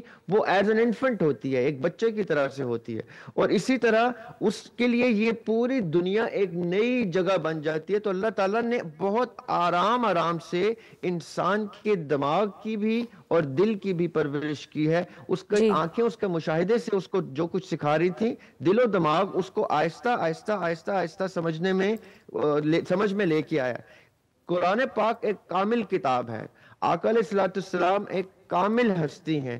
یہ قرآن پاک ہی ایک کامل ہستی کے اوپر سکتا تھا, کیونکہ یہ کامل کتاب ہے. اگر آپ نوٹس کریں تو ہمارے نبی پاک صلی اللہ علیہ وسلم وہ واحد نبی ہیں اور آخری نبی ہیں جو اللہ تعالیٰ کے کہنے پر یہ کلیم کیا جنہوں نے کہ آج تم پہ دین مکمل ہو گیا. اس سے پہلے کے انبیاء یہ کہہ نہیں سکتے کہ دین مکمل ہو گیا, کیونکہ وہ پروسیس میں ہے اس وقت. تو جب کوئی چیز پروسیس میں ہے تو وہ عیسیٰ علیہ السلام ہو یا موسیٰ علیہ السلام ہو, وہ اس پروسیس کا آگے کی طرف اشارہ کریں گے کہ جب تک یہ پروسیس کمپلیٹ نہیں ہوتا ابھی آپ کے پاس جو چیز میں اللہ تعالیٰ کے توسط سے پہنچاؤں وہ لے لیں, آگے چل کے ایک کامل ذات آئے گی اور وہ آقا علیہ السلام کی صورت میں کامل کلام آپ تک پہنچائے گا. تو یہ وہ پروسیس کی اسٹڈی ہے. ٹھیک ہے ذرا صاحب, آپ کی بات کو ہم آگے لے کر چلیں گے. جی آفتاب صاحب, 2 چیزیں میں آپ کے آگے رکھوں گی. ایک یہ کہ اللہ تعالیٰ نے قرآن کی حفاظت کا ذمہ کیسے لیا, اس بات کا مطلب کیا ہے, ایک تو یہ بتائیے. اور دوسرا یہ کہ جو کتابیں اب اپنی اصلی حالت میں موجود نہیں ہیں, تحریف شدہ ہیں, ان کی وجوہات کیا ہیں؟ جی بہت اہم سوال ہے. اور حفاظت قرآن پہ چونکہ بات ہو رہی ہے تو اس کا معنی مفہوم سمجھنا بڑا ضروری ہے. عام طور پہ یہ سمجھا جاتا ہے کہ حفاظت قرآن سے مراد یہ ہے کہ ہمارے پاس ایک نسخہ ہے اور ویسے کا ویسا پوری دنیا میں موجود ہے, وہ ایک ہی طرح کی کتاب ہے, یہ کتاب محفوظ ہے. یہ معنی ذرا محدود معنی ہے. حفاظت قرآن سے مراد یہ ہے کہ اللہ رب العزت نے قرآن مجید فرقان حمید کے بارے میں فرمایا اِنَّا نَحْنُ نَزَّلْنَا الذِّكْرَ وَإِنَّا لَهُ لَحَافِظُونَ. ہم نے یہ ذکر یعنی نصیحت اتاری اور ہم ہی اس کی حفاظت کرنے والے ہیں. اب آپ دیکھیں کہ قرآن مجید کی اللہ نے حفاظت کیسے فرمائی. سب سے پہلے متن قرآن کو اللہ نے محفوظ کیا, یعنی جو ٹیکسٹ ہے قرآن مجید فرقان حمید کا جو آقا علیہ الصلوۃ والسلام پر نازل ہوا وہ آج 14-15 صدیاں گزرنے کے بعد اسی طرح سے ٹیکسٹ موجود ہے. میں چاہوں گی آپ باقی کتابوں کے موازنے کے ساتھ اس کو ایکسپلین کریں. اور باقی اسی کو کتابوں اگر کا ہم اصل باقی ٹیکسٹ کتابوں کیسا کو تھا؟ دیکھیں جی تو آپ بائبل کی بات کرتے ہیں، انجیل و تورات کی جو بات کرتے ہیں، اولڈ ٹیسٹامنٹ کی بات ہو یا نیو کی بات ہو، ان میں وہ ٹیکسٹ ہی موجود نہیں رہا جو اصل حضرت عیسیٰ علیہ السلام یا موسیٰ علیہ السلام پر نازل ہوا. جب ٹیکسٹ موجود نہیں، متن موجود نہیں، تو اس سے معنی اور مفہوم کیسے درست ہو سکتا ہے؟ بالکل. اللہ رب العزت نے قرآن مجید کا ٹیکسٹ بھی محفوظ رکھا اور معنی اور مفہوم بھی وہی ہے. آج 14-15 صدیوں کے بعد ایک عالم دین، ایک قرآن کو پڑھنے والا جو قرآن کی آیت کی تعبیر کرتا ہے، وہی ہم دیکھتے ہیں کہ حدیث رسول صلی اللہ علیہ وسلم میں آقا علیہ الصلوۃ والسلام نے اتنا عرصہ قبل وہی تعبیر فرمائی. پھر آپ دیکھیں بہت بڑی حفاظت کی ایک وجہ اور ایک سبب آپ کو ملے گا کہ جتنی کتابیں پہلے نازل ہوئیں، جیسے عبرانی زبان میں کتابیں نازل ہوئیں، تو وہ زبان ہی اب موجود نہیں ہے دنیا میں، زبان ہی ختم ہو گئی. مگر اللہ نے جو قرآن عربی زبان میں اتارا، یہ ایسی عظیم زبان تھی کہ اس زبان کو بھی اللہ نے حفاظت عطا کر دی. بلکہ آپ دیکھیں کہ عربی زبان کو کتنی وسعت عطا ہوئی. آج انگلش انٹرنیشنل زبان ہے، مگر آپ دیکھیں کہ عرب کے کتنے خطوں میں اور کتنی انسانیت عربی زبان کو نہ صرف پڑھتی ہے بلکہ اس کو سمجھتی بھی ہے. اور پھر دیکھیں قرآن پاک کی حفاظت ایک اور خوبصورت انداز اللہ نے اس قرآن کے سب سے بڑے شارح، سب سے بڑے مفسر خود رسول اللہ صلی اللہ علیہ وآلہ وسلم ہیں کہ صحابہ کرام کو جس قرآن کی آیت کی سمجھ نہ آتی تو رسول پاک صلی اللہ علیہ وسلم کی بارگاہ میں حاضر ہوتے، آقا اس کا کیا مفہوم ہے؟ تو حضور نبی کریم صلی اللہ علیہ وسلم پہلی اور جامع تفسیر فرماتے. اب اللہ رب العزت نے قرآن کی حفاظت یوں بھی کی کہ آقا دو جہاں صلی اللہ علیہ وسلم کی سیرت اور سنت کو بھی محفوظ کر دیا کہ جو آپ نے کیا، جو آپ نے فرمایا، وہ بھی 14-15 صدیوں سے تسلسل سے حفاظت میں ائمہ نے احادیث کتب کی بنا کے ہمارے سامنے پیش کر دی. پھر آپ اس سے آگے اور دیکھیں کہ اللہ رب العزت نے اس قرآن مجید کو نازل فرمایا، اس کے سب سے پہلے عاملین صحابہ کرام تھے جنہوں نے اس قرآن کی معرفت کو جانا، سمجھا اور اس پہ عمل کیا.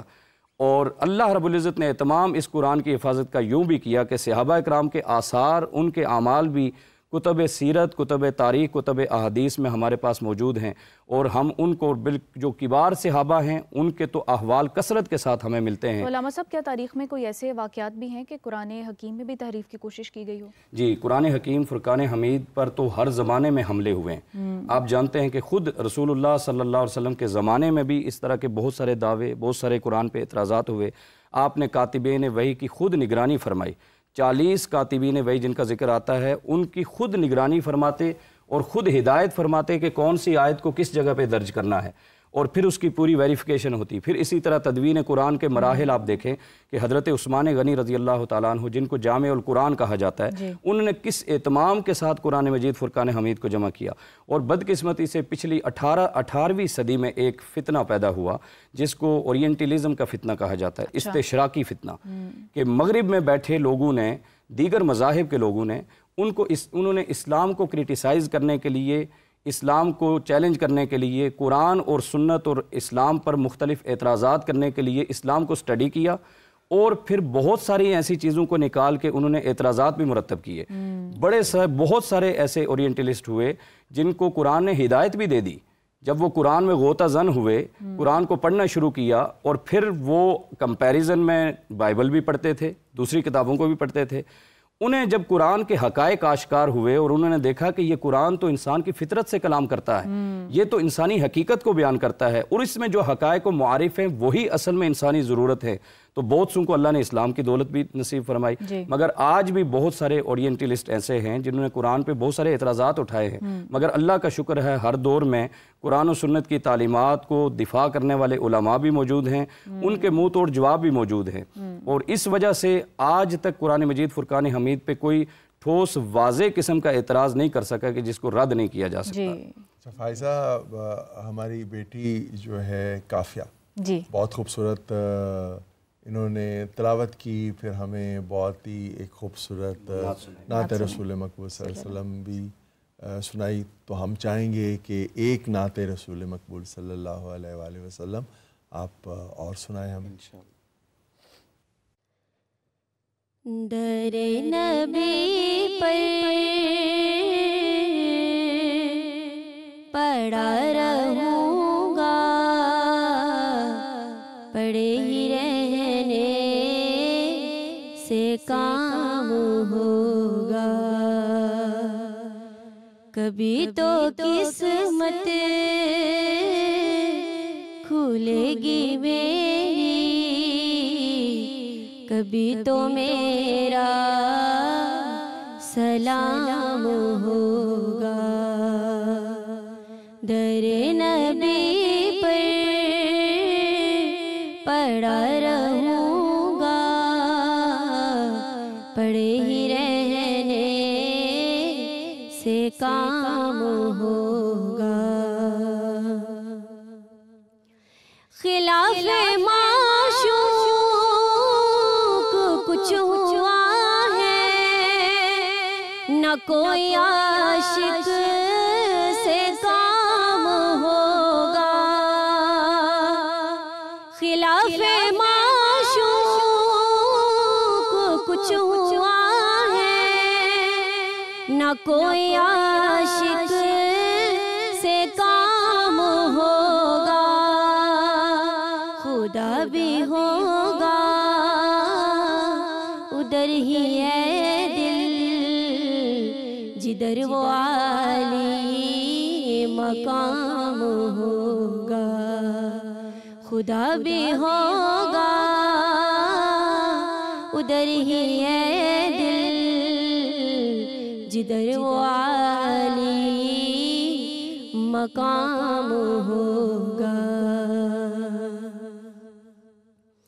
इसी तवक्को पे जी रही हूँ, यही तमन्ना जला रही है। इसी तवक्को पे जी रही हूँ, यही तमन्ना जला रही है। निगाहे लुत्फ़े करम ना होगी तो मुझ पे जीना हराम होगा। निगाहे लुत्फ़े करम ना होगी तो मुझ पे जीना हराम होगा। दरे नबी पर पड़ा रहूँगा, पड़े ही रहने से काम होगा। कभी तो किस्मत खुलेगी मेरी, कभी तो मेरा सलाम होगा। सुभान अल्लाह, माशाअल्लाह। फिर से आते हैं अपने मौजू की तरफ। हाफिज़ साहब, कुरान हकीम में और जो बाकी इल्हामी किताबें हैं, कौन सी बातें, कौन से अकायद, कौन से अहकाम जो हैं वो सेम हैं, और फिर जन्नत जहन्नुम के तस्वुरात कैसे हैं? इस सवाल में तो अल्लाह ताला ने एक दावत भी दी है अहले यहूद यानी उन यहूदियों को और ईसाइयों को भी। वो बातें जो आपने पूछी कि मुश्तरक जो चीज़ें हैं वो कौन सी हैं, वो एक नहीं है, वो काफ़ी हैं। कुरान में अल्लाह कहते हैं आओ उस कलमे की तरफ जो तुम में और हम में यकसा है। इनसे कहो कि जो हम में तुम में एक चीज़ है। उसमें सबसे पहले तो अल्लाह है, अल्लाह की तौहीद है, फिर नबियों पर ईमान। अगर अल्लाह ने ये कहा ना कि मोहम्मद सल्लल्लाहु अलैहि वसल्लम पर ईमान लाओ, तो अल्लाह कहते हैं अगर ये अपने नबी पर भी लाते हैं ना तो हमारे नबी पर इनको लाना ही पड़ना था, क्योंकि उनकी किताबों में इस नबी का जिक्र है, उसके अंदर अल्लाह ने तज़किरा कर दिया। तो इसके अलावा काफ़ी चीज़ें हैं, जिस तरह माँ बाप के साथ हुस्न सलूक है, वो अल्लाह ने कुरान में कहा कि हमने इंसान को हुक्म दिया कि अपने वालिदैन के हुस्न सलूक पेश आए। और इसके साथ नमाज है, हर उम्मत के अंदर अल्लाह ने नमाज को रखा। रोज़े भी फ़र्ज़ किए गए, रोज़े भी, या अय्युहल्लज़ीना आमनू कुतिबा अलैकुमुस्सियाम कमा कुतिबा अलल्लज़ीना मिन क़ब्लिकुम, इस तरह पहली उम्मतों पर फ़र्ज़। फिर इसके साथ जो अदल व इंसाफ के अल्लाह ने तकाज़े रखे हैं वो हर उम्मत के अंदर इनके सेम थे। फिर इस तरह चोरी के मसाइल हैं, अल्लाह ने जिस तरह मना किया इन चीज़ों से तो उनके तरफ भी इस तरह था।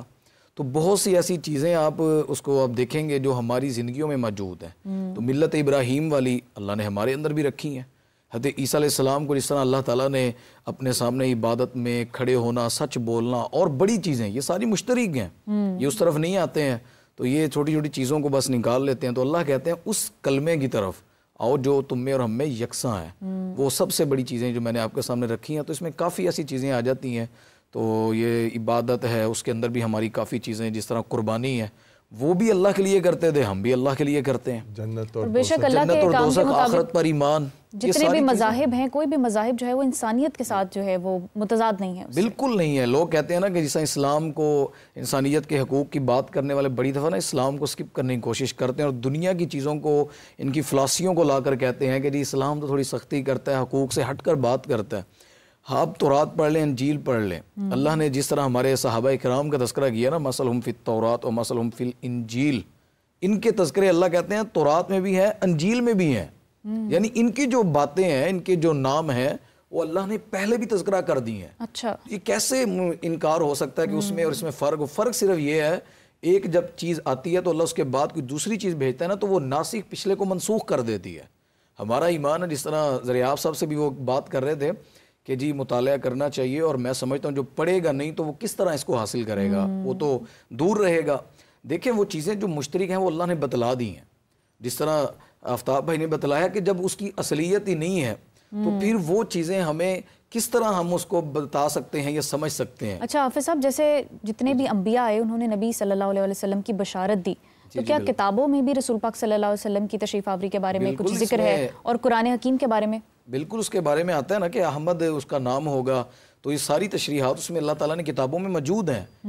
خود یہ آپ پڑھیں نا پہلا سپارہ، تو اللہ کہتے ہیں یہ پہلے خود ہی نا سورۃ البقرہ میں ہے، یہ یہودی پہلے خود دعویٰ کرتے تھے مشرکین مکہ کے آگے، ہمارے اندر ایک نبی آئے گا، ہم ایسے کر دیں گے، ایسا ہوگا، ہم فتح یاب ہوں گے. اللہ نے قرآن میں کہا ہے. لیکن جب اللہ نے ہمارے نبی صلی اللہ علیہ وسلم کو ایک یتیم بنا کر پیدا کیا اور قریش سے پیدا کیا، پھر وہ بدل گئے. اللہ کہتے ہیں پھر یہ کہنے لگے، ان کے اندر بہت بڑے یہودی عالم تھے، ان کے بڑے جو ان کے یہودیوں کے، انہوں نے یہ کہا تھا باقاعدہ، انہوں نے لوگوں نے کہا کہ جس میں 2-3 صحابہ ہیں، مجھے غالباً ان میں علی رضی اللہ تعالیٰ عنہ بھی ہیں، 1-2 اور بھی ہیں. تو انہوں نے کہا تھا کہ آپ تو ہمیں پہلے کہتے تھے کہ نبی آئے گا، اس کے اندر یہ خصلتیں ہوں گی، یہ اس کا مقام ہوگا، ہم اس کے ساتھ مل کر جماعت بنیں گے. اب وہ نبی آیا تو اب تم یہاں پہ بات سے پھر گئے ہو. تو پھر وہ کہنے لگا یہ وہ نبی نہیں ہے، کیونکہ ہم چاہتے تھے کہ وہ نبی بادشاہ کے گھر میں ہماری نسل سے، ہماری چیزوں سے آئے گا. تو یہ پہلی کتابوں میں قرآن میں آتا ہے، یہ ہمارے نبی کو اس طرح پہچانتے ہیں جس طرح اپنی اولادوں اور بیٹوں کو جانتے ہیں. یہ اپنے نبی کو اس طرح پہچانتے ہیں، ہمارے نبی صلی اللہ علیہ وسلم کو ضد بغض کی وجہ سے بس کہ جی ہمارے نسل سے کیوں نہیں آیا، تو اس وجہ سے یہ نہیں پہچانتے ہیں. وگرنہ ساری کتابوں میں آج آپ بھی دلوں پر مہر لگی ہوئی ہے. تو صرف یہ اگر کوشش کر لیں تو یہ کتاب بھی اللہ کی ہے، یہ نبی بھی ہمارے نبی اللہ نے بھیجے ہیں. فائزہ ایک کالر ہمارے ساتھ ہے. جی السلام علیکم. جی کہاں سے بات کر رہے ہیں؟ وعلیکم السلام، میرا نام سونیا اور میں خالیہ سے ہوں. میرا سوال سر ذریعہ ہاشمی سے ہے کہ جو سورہ الحج ہے اس کی آیت نمبر 3 اور آیت نمبر جو 8 ہے وہ آلموسٹ سیم ہے، تو کیا یہ آیت اتنی امپورٹنٹ کیوں ہے کہ اس کو 2 بار جو ہے وہ نازل کرنا پڑا؟ اور اس کے جو اینڈ والے جو ورڈنگ ہے وہ اس طرح سے چینج ہے کہ جو آیت نمبر 3 ہے وہ ہے کہ پیروی کرتے ہیں ہر سرکش شیطان کی، اور جو آیت نمبر 8 ہے اس میں لکھا ہوا ہے کہ اور انسانوں میں ایسے لوگ بھی ہیں جو جھگڑا کرتے ہیں اللہ تعالیٰ کے بارے میں بغیر علم کے اور بغیر کسی دلیل کے اور بغیر کسی روشن کتاب کے. تو یہاں پہ لکھا ہوا ہے کہ بغیر کسی روشن کتاب کے، یہاں پہ اللہ تعالیٰ نے صرف قرآن پاک کو کیوں مینشن نہیں کیا، ساری کتابیں کیوں کہا ہے؟ اور آپ کے خیال، آپ کے جو ہے وہ علم کے اکارڈنگ اس کی تفسیر کیا بنتی ہے؟ بہت شکریہ آپ کا جو 2 آیات ہیں. جی ذریعہ صاحب آپ سن پا رہے ہیں؟ بہت دھیمی آواز تھی، مجھے کچھ آئیڈیا تو ہوا ہے. سورہ حج علامہ صاحب آپ آیات سے ذرا واضح کر دیں.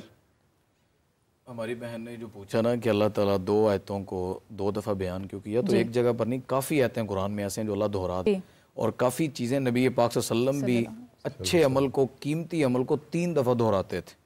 جس طرح نکاح کے ایجاب و قبول ہے، نبی پاک صلی اللہ علیہ وسلم تو ہمارے معاشرے میں معروف ہے نا 3 دفعہ پوچھنا، نبی پاک صلی اللہ علیہ وسلم تو 1 دفعہ پوچھنے سے بھی نکاح ہو جاتا ہے. لیکن اس چیز کی اہمیت پر زور دینے کے لیے کہ اتنی قیمتی چیز ہے 3 دفعہ دہراتے، بعض دفعہ 3 دفعہ قسم اٹھاتے، اللہ کی قسم، اللہ کی قسم، اللہ کی قسم.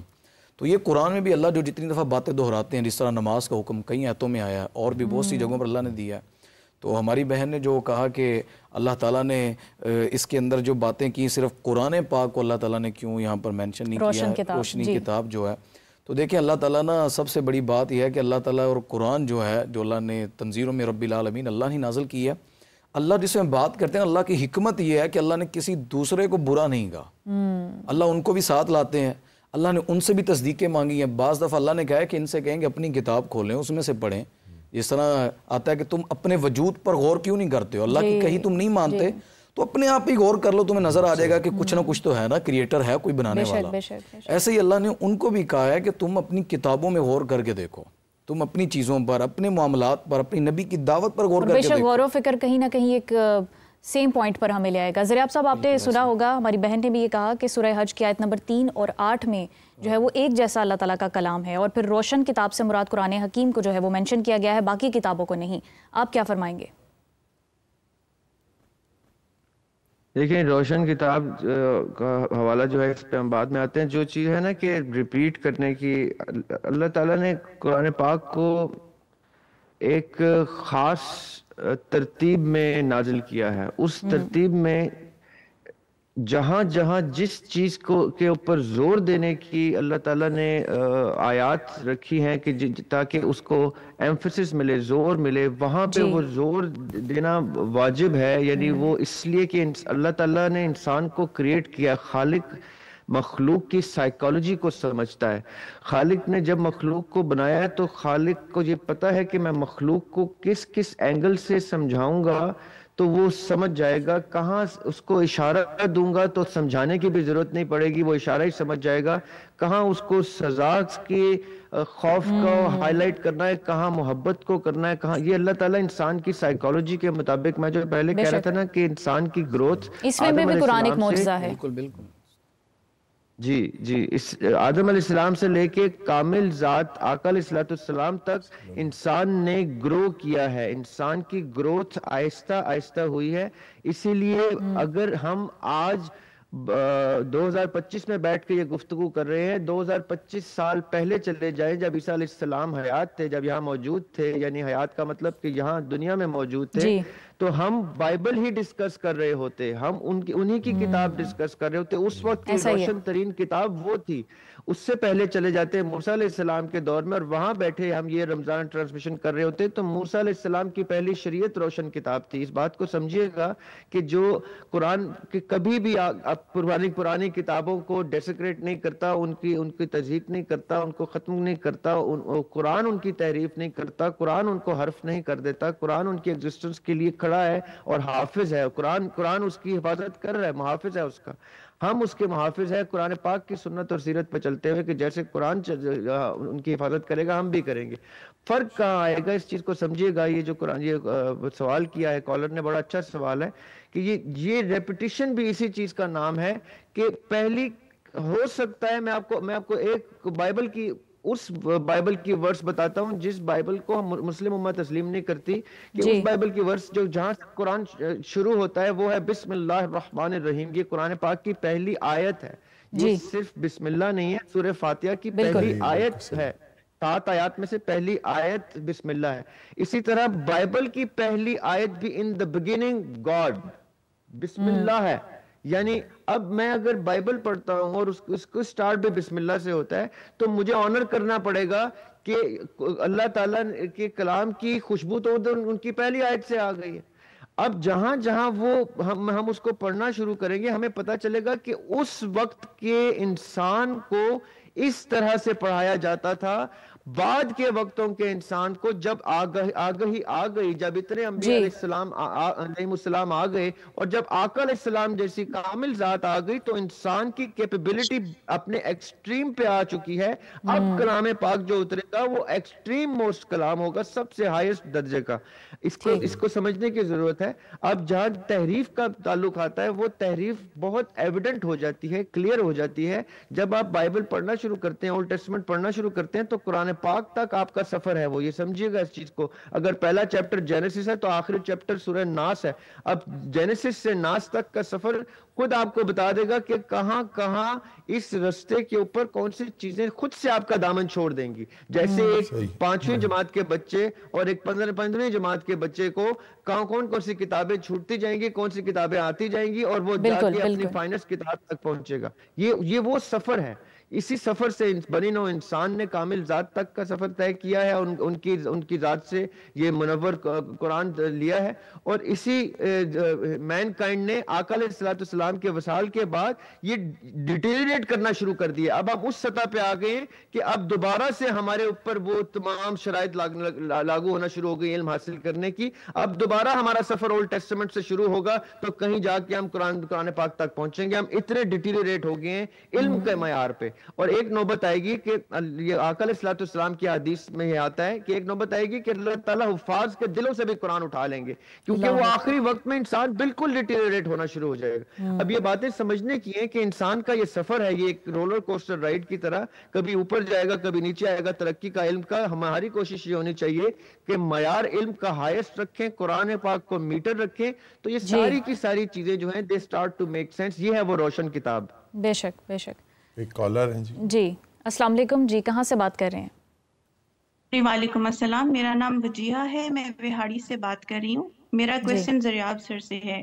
زریاب سر، جو ہماری جتنی بھی سیکریٹ بکس ہیں، کیا عالم برزخ اور قبر کا تصور ان کتابوں میں بھی موجود ہے؟ اور سیکنڈلی، کیا جو قبر کا عذاب ہے وہ انسان کے عالم برزخ میں اس کو فیس کرے گا جا کے؟ ٹھیک ہے ٹھیک ہے. زریاب صاحب سے بھی اس کا جواب لیں گے آفتاب صاحب اگر آپ مناسب سمجھیں. جی یہ سوال بڑا اچھا ہے چونکہ ہماری لائف ہیئر آفٹر کے سے متعلق ہے. تو سارے مذاہب میں جو الہامی مذاہب ہیں، جیسے یہودیت کی بات، عیسائیت کی یا اسلام کی ہم بات کرتے ہیں، ان میں انسان کی اس زندگی کے بعد کی ایک زندگی کا تصور موجود ہے.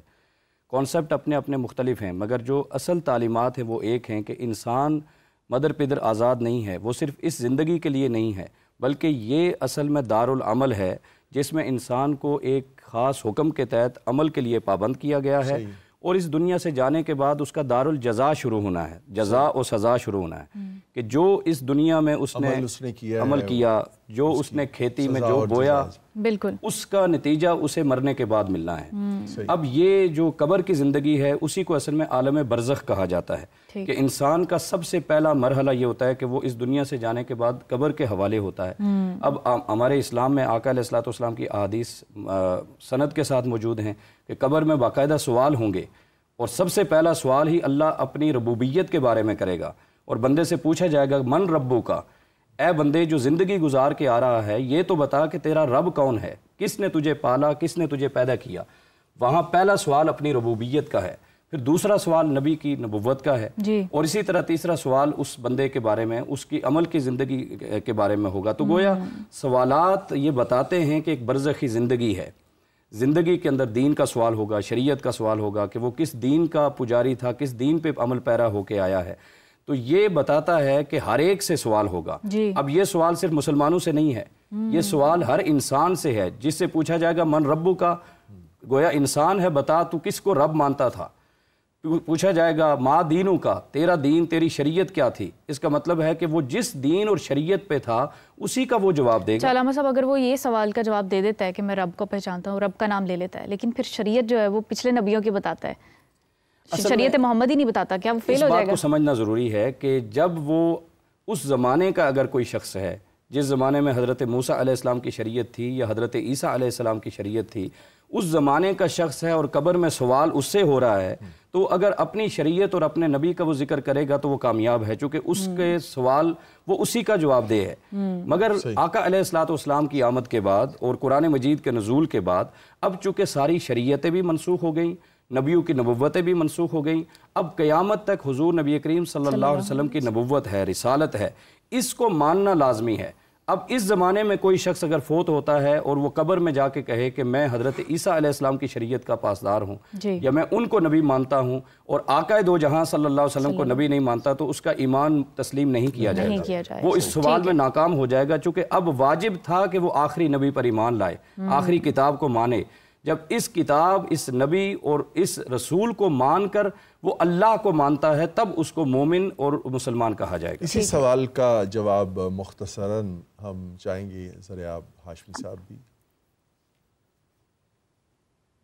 جی جو سوال کالر کا آیا جی کالر نے جو سوال کیا جی دیکھیں، جتنے بھی دنیا میں دو ہی کیٹیگریز ہیں، ایک ہے بلیورز کی اور ایک ہے نان بلیورز کی۔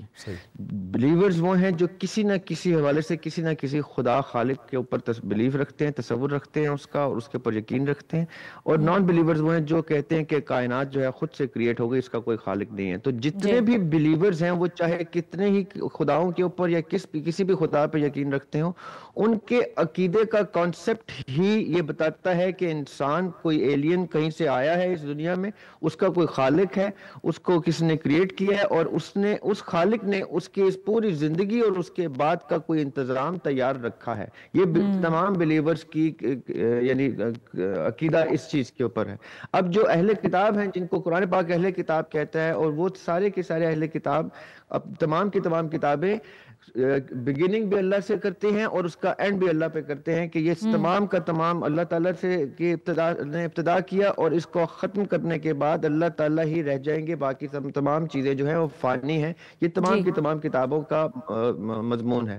جہاں تک تعلق ہے برزخ کا اور حساب کا، تو یہ بھی جو بھی اب جیسے قرآن پاک کے جتنے مضامین ہیں ان مضامین میں سے جو آخری مضمون ہے وہ ہے ہی مرنے اور موت کے بعد کی زندگی کا ہے۔ اسی طرح تمام مذاہب میں بائبل میں بھی، اولڈ ٹیسٹمنٹ نیو ٹیسٹمنٹ میں بھی یہی متن ہے، یہی سارا مقدمہ ہے کہ نان بلیورز کے سامنے، کیونکہ ان کا ایڈریس نان بلیورز کو تھا۔ جیسے قرآن پاک میں مشرکین، منافقین، اہل کتاب، ان تمام کو ایڈریس کیا جاتا ہے، اسی طرح اسی کتاب کا اسلوب ہے، یا اللہ تعالیٰ کی کتاب ہے۔ اس وقت بھی اس وقت کے منکرین جو نبی کے منکر تھے، جو خدا کے منکر تھے، ان کو ایڈریس کیا جاتا تھا، اور ان کو یہی بتایا جاتا تھا کہ اگر تم اب موسیٰ کی شریعت پہ نہیں آؤ گے علیہ السلام، اگر تم عیسیٰ علیہ السلام کے رستے پہ نہیں آؤ گے تو تم جو آخرت دیکھو گے وہ تمہاری قبر سے ہی شروع ہو جائے گی۔ تو وہاں پہ بھی برزخ کا اسی طرح سے یہ کانسیپٹ تھا، یعنی عقیدہ برزخ کا یہی ہے کہ قرآن پاک میں اللہ تعالیٰ کہتے ہیں کہ جب یہ مر کے میرے پاس آئیں گے تو ہم، اور یہ واپس جانے کی بات کریں گے تو ہم ان کو ایک دیوار تعینات کر دیں گے، اس دیوار کو برزخ کہا گیا ہے کہ اب وہ اس کو کراس نہیں کر سکیں گے۔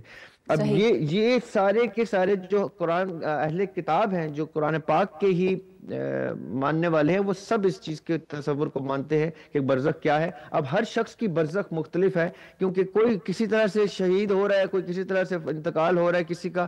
ہر شخص کی برزخ اس کی زندگی کے اوپر بیس کرے گی کہ اس نے زندگی کیسی گزاری، ویسا ہی اس کے اعمال اور اس کی گزاری ہوئی زندگی پر ڈیپینڈ کرے گی۔ یہ ایک الگ موضوع ہو جائے گا، اس پر بھی انشاءاللہ بحث کریں گے۔ ہمارے ساتھ ایک اور کالر موجود ہیں۔ السلام علیکم۔ وعلیکم السلام، میرا نام محمد طلحہ ہے اور میں سرگودا سے بات کر رہا ہوں۔ جی طلحہ، میرا کوسچن ہے، میں سر زریاب کا پرسپیکٹو لینا چاہتا ہوں اس کے اوپر۔ سر زریاب، قرآن میں اللہ تعالیٰ جگہ جگہ فرماتے ہیں کہ میں نے 7 آسمان بنائے جیسے کہ آپ لوگ اوپر نیچے دیکھتے ہو۔ تو اس دنیا میں رہتے ہوئے، اس زمین پہ رہتے ہوئے مجھے تو 7 آسمان نظر نہیں آتے، مجھے تو ایک ہی آسمان نظر آتا ہے جس کے بارے میں مجھے پتا ہے کہ اللہ تعالیٰ فرماتے ہیں کہ میں نے اس کو ستاروں سے سجا دیا، تو میں تو صرف اسی کو دیکھ سکتا ہوں نا۔ تو کیا یہ جو 7 آسمان ہے، کیا is it possible for me to visualize in this world on earth، یا جب میں اس دنیا سے باہر جاؤں گا، ادھر جب میں عالم ارواح میں جاؤں گا، یا عالم برزخ میں اللہ تعالیٰ کے حضور میری پیشی ہوگی، اس وقت میں ان 7 آسمان کو ویژوائز کر سکوں گا؟ اور سیکنڈ کوسچن میرا بنی اسرائیل کے ریلیٹڈ ہے کہ جب وہ حضرت موسیٰ علیہ السلام بنی اسرائیل کو لے کر نکل چکے تھے، وہ سمندر بھی پھٹ چکا تھا اور وہ رستے میں آگے جا رہے تھے، تو وہاں پر انہوں نے دیکھا کہ کچھ لوگ جو ہیں وہ گائے کی پوجا کر رہے ہیں۔ تو انہوں نے حضرت موسیٰ علیہ السلام سے کہا کہ اے موسیٰ، ہمارے لیے بھی اسی طریقے کا کوئی جو ہے نا بت تراش دیجیے تاکہ ہم اس کی پوجا کر لیں۔ تو سر، اللہ تعالیٰ کی اتنی زیادہ نشانیاں دیکھ کے بھی کوئی قوم کی، کیا ان کی فلسفی میں کوئی پرابلم ہوتا ہے کہ وہ ساری نشانیاں دیکھنے کے باوجود بھی اللہ تعالیٰ کو اس طریقے سے نہیں پہچانتا؟ جی طلحہ، بہت شکریہ، آپ کے دونوں سوالات کے جواب ہم دینے کی کوشش کریں گے۔ راما صاحب، پہلے سوال کے جواب میں تو مجھے یہ شعر یاد آ گیا، عقل میں جو گر گیا لا انتہا کیوں کر ہوا، سمجھ میں جو آ گیا پھر وہ خدا کیوں کر ہوا۔ تو 7 آسمانوں پہ جو سوال پوچھا ہے، دیکھیں جی، سب سے پہلی بات ہے کہ اللہ کو سمجھنے کے لیے ایک نشانی بھی بڑی ہوتی ہے۔ बड़े लोग हैं, दावा हर कौम में होता है, उन्होंने कहा था अल्लाह को भी देखना है, बनी इसराइल के लोगों ने। जी। देखने वाले तो कुछ भी डिमांड कर सकते हैं। हाँ जी। मर्जी अल्लाह की है, वो क्या दिखाना चाहता है। उसने कुछ चीज़ें दिखा दी, कुछ उसने मख्फी रख दी। जन्नत है वो दिखा सकता था ताकि लोगों का इंटरेस्ट बढ़ जाता, उसने गैब में रख दी। तो ये अल्लाह ताला का कमाल है, वो क्रिएटर है। हर कंपनी रूल्स खुद बनाती है जी। क्रिएटर अल्लाह है, अल्लाह ने रूल्स बनाए हैं कि मैंने क्या दिखाना है क्या नहीं दिखाना। तो आसमान है वो देखते हैं, तो इस पर ईमान रखेंगे आप, बाकी भी हैं। तो सबसे बड़ी बात कि नबी पाक सल्लल्लाहु अलैहि वसल्लम ने फरमाया कि मैं गया मेराज की रात, तो कुरान में जिस तरह है, हदीसों में जिसका तज़किरा है, तो ये कोई बंदा ला कर नहीं दिखा सकता। ये ख्वाहिश भी कर लें तो दुनिया में ऐसा है ही नहीं। ख्वाहिश वालों ने अल्लाह को देखने की भी कर दी, तो आसमान पर जाना पॉसिबल भी नहीं है हमारे लिए। अल्लाह ले जाएगा, उनकी ख्वाहिश है तो जन्नत में अल्लाह सबकी पूरी करेगा। माँ शहता जो मांगेंगे, ये मांग लें कि अल्लाह मुझे सादा आसमान दे करने हैं, तो उस टाइम सैरे जहाँ मर्जी करें, अल्लाह इस भाई को भी कराएं, अल्लाह इनको जन्नत का दाखिला दे हम सबको इंशाअल्लाह। तो पहली बात तो यही है कि जो अल्लाह चाहे वो दिखा सकता है, इंसान का कोई इसमें कमाल नहीं। फिर अल्लाह ताला ये भी तो फरमाते हैं कि ज़मीन और आसमान को तुम्हारे लिए मुसख्खर कर दिया है, अक्ल वालों के पास निशानियाँ हैं। तो क्या अक्ल के तदारुक से हम सात आसमानों को एक्सप्लोर कर सकते हैं? कर सकते हैं। देखें, पहला आसमान लगा था मैंने बगैर सतून के खड़ा किया है, तो जो इतनी बड़ी निशानी अपनी आंखों के सामने हम देख रहे हैं, तो दूसरा खड़ा करने पे क्या उसको परेशानी हो सकती है। उसने खड़ा किया है, उसने बनाए हैं। फरिश्ते हैं, वो कहाँ रहते हैं? आसमानों पर रहते हैं ना। जिस तरह अंबिया का जिक्र आता है, पहले आसमान पर आदम अलैहिस्सलाम, दूसरे पर, तीसरे पर मूसा, ईसा, तो ये सारे जो तज़किरे हैं, सातवें आसमान इब्राहीम अलैहिस्सलाम, तो आसमान है, अल्लाह ने कहा है बेशक। तो ये चीज़ें हमें कुरान और हदीस से मालूम होती हैं। और इसमें जो दूसरा जवाब है ना, कि उन्होंने सवाल किया कि इतनी निशानियां होने के बावजूद कौमों की क्या फिलॉसफी में कोई फ्लॉ है? जी, कौम का मसला नहीं था। जिसको भी जिसने बर्बाद किया ना दुनिया में, वो एक लीडर बर्बाद करता है। ये बात समझिएगा। आप उसको भी पढ़ेंगे तो उसमें एक सामरी था, उसने अपनी कौम को ना पीछे से गलत माइंडेड पे ले गया।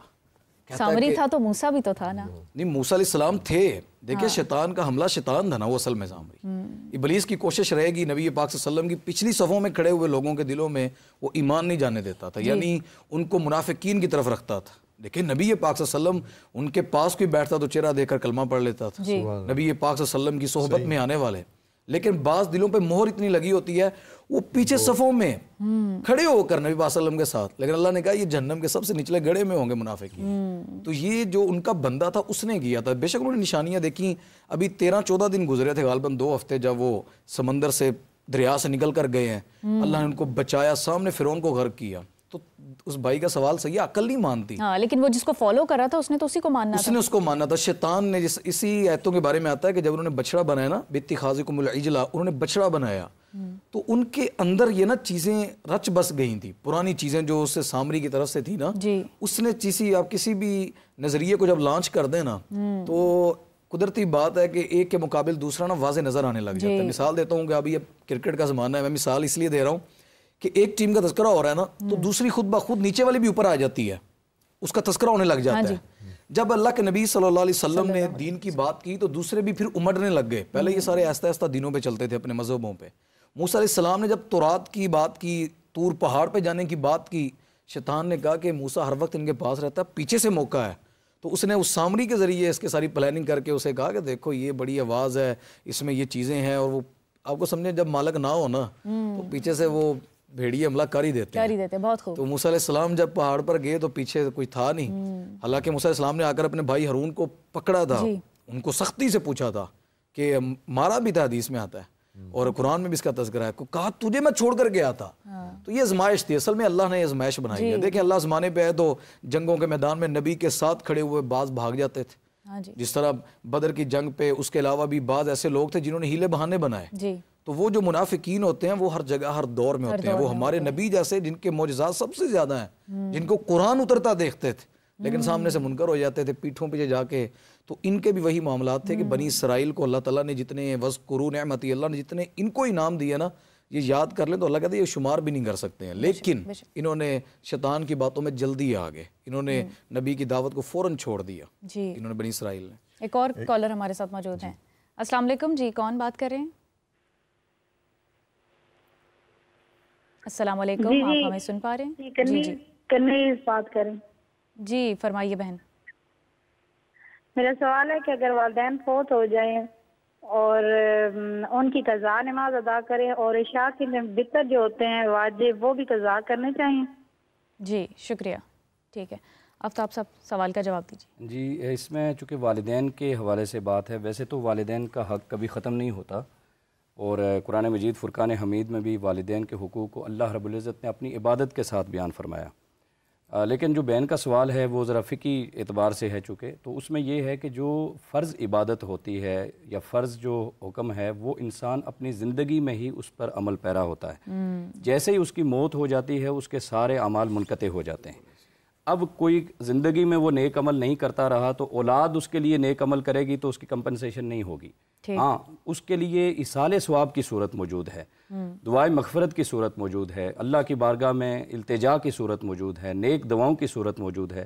مگر وہ جو عمل میں اس کی کمی رہ گئی، کسی نے اپنی زندگی میں خود نماز نہیں پڑھی تو اولاد اس کی نماز پڑھ کے اس کا کفارہ نہیں ہو سکتی. البتہ اس کی مغفرت کے لیے، اس کی جو کمی کمزوری تھی، جو اس کے گناہوں کی بخشش ہے، اس کے لیے جتنا ایصال ثواب ہوتا جائے گا، والدین کی طرف سے صدقات و خیرات ہوتے جائیں گے، والدین کے لیے دعائے مغفرت ہوتی چلی جائے گی، والدین کے ایصال ثواب کے لیے صدقہ جاریہ کے کام ہوتے چلے جائیں گے، وہ والدین کو قبر میں اور قیامت میں نفع ضرور پہنچائیں گے.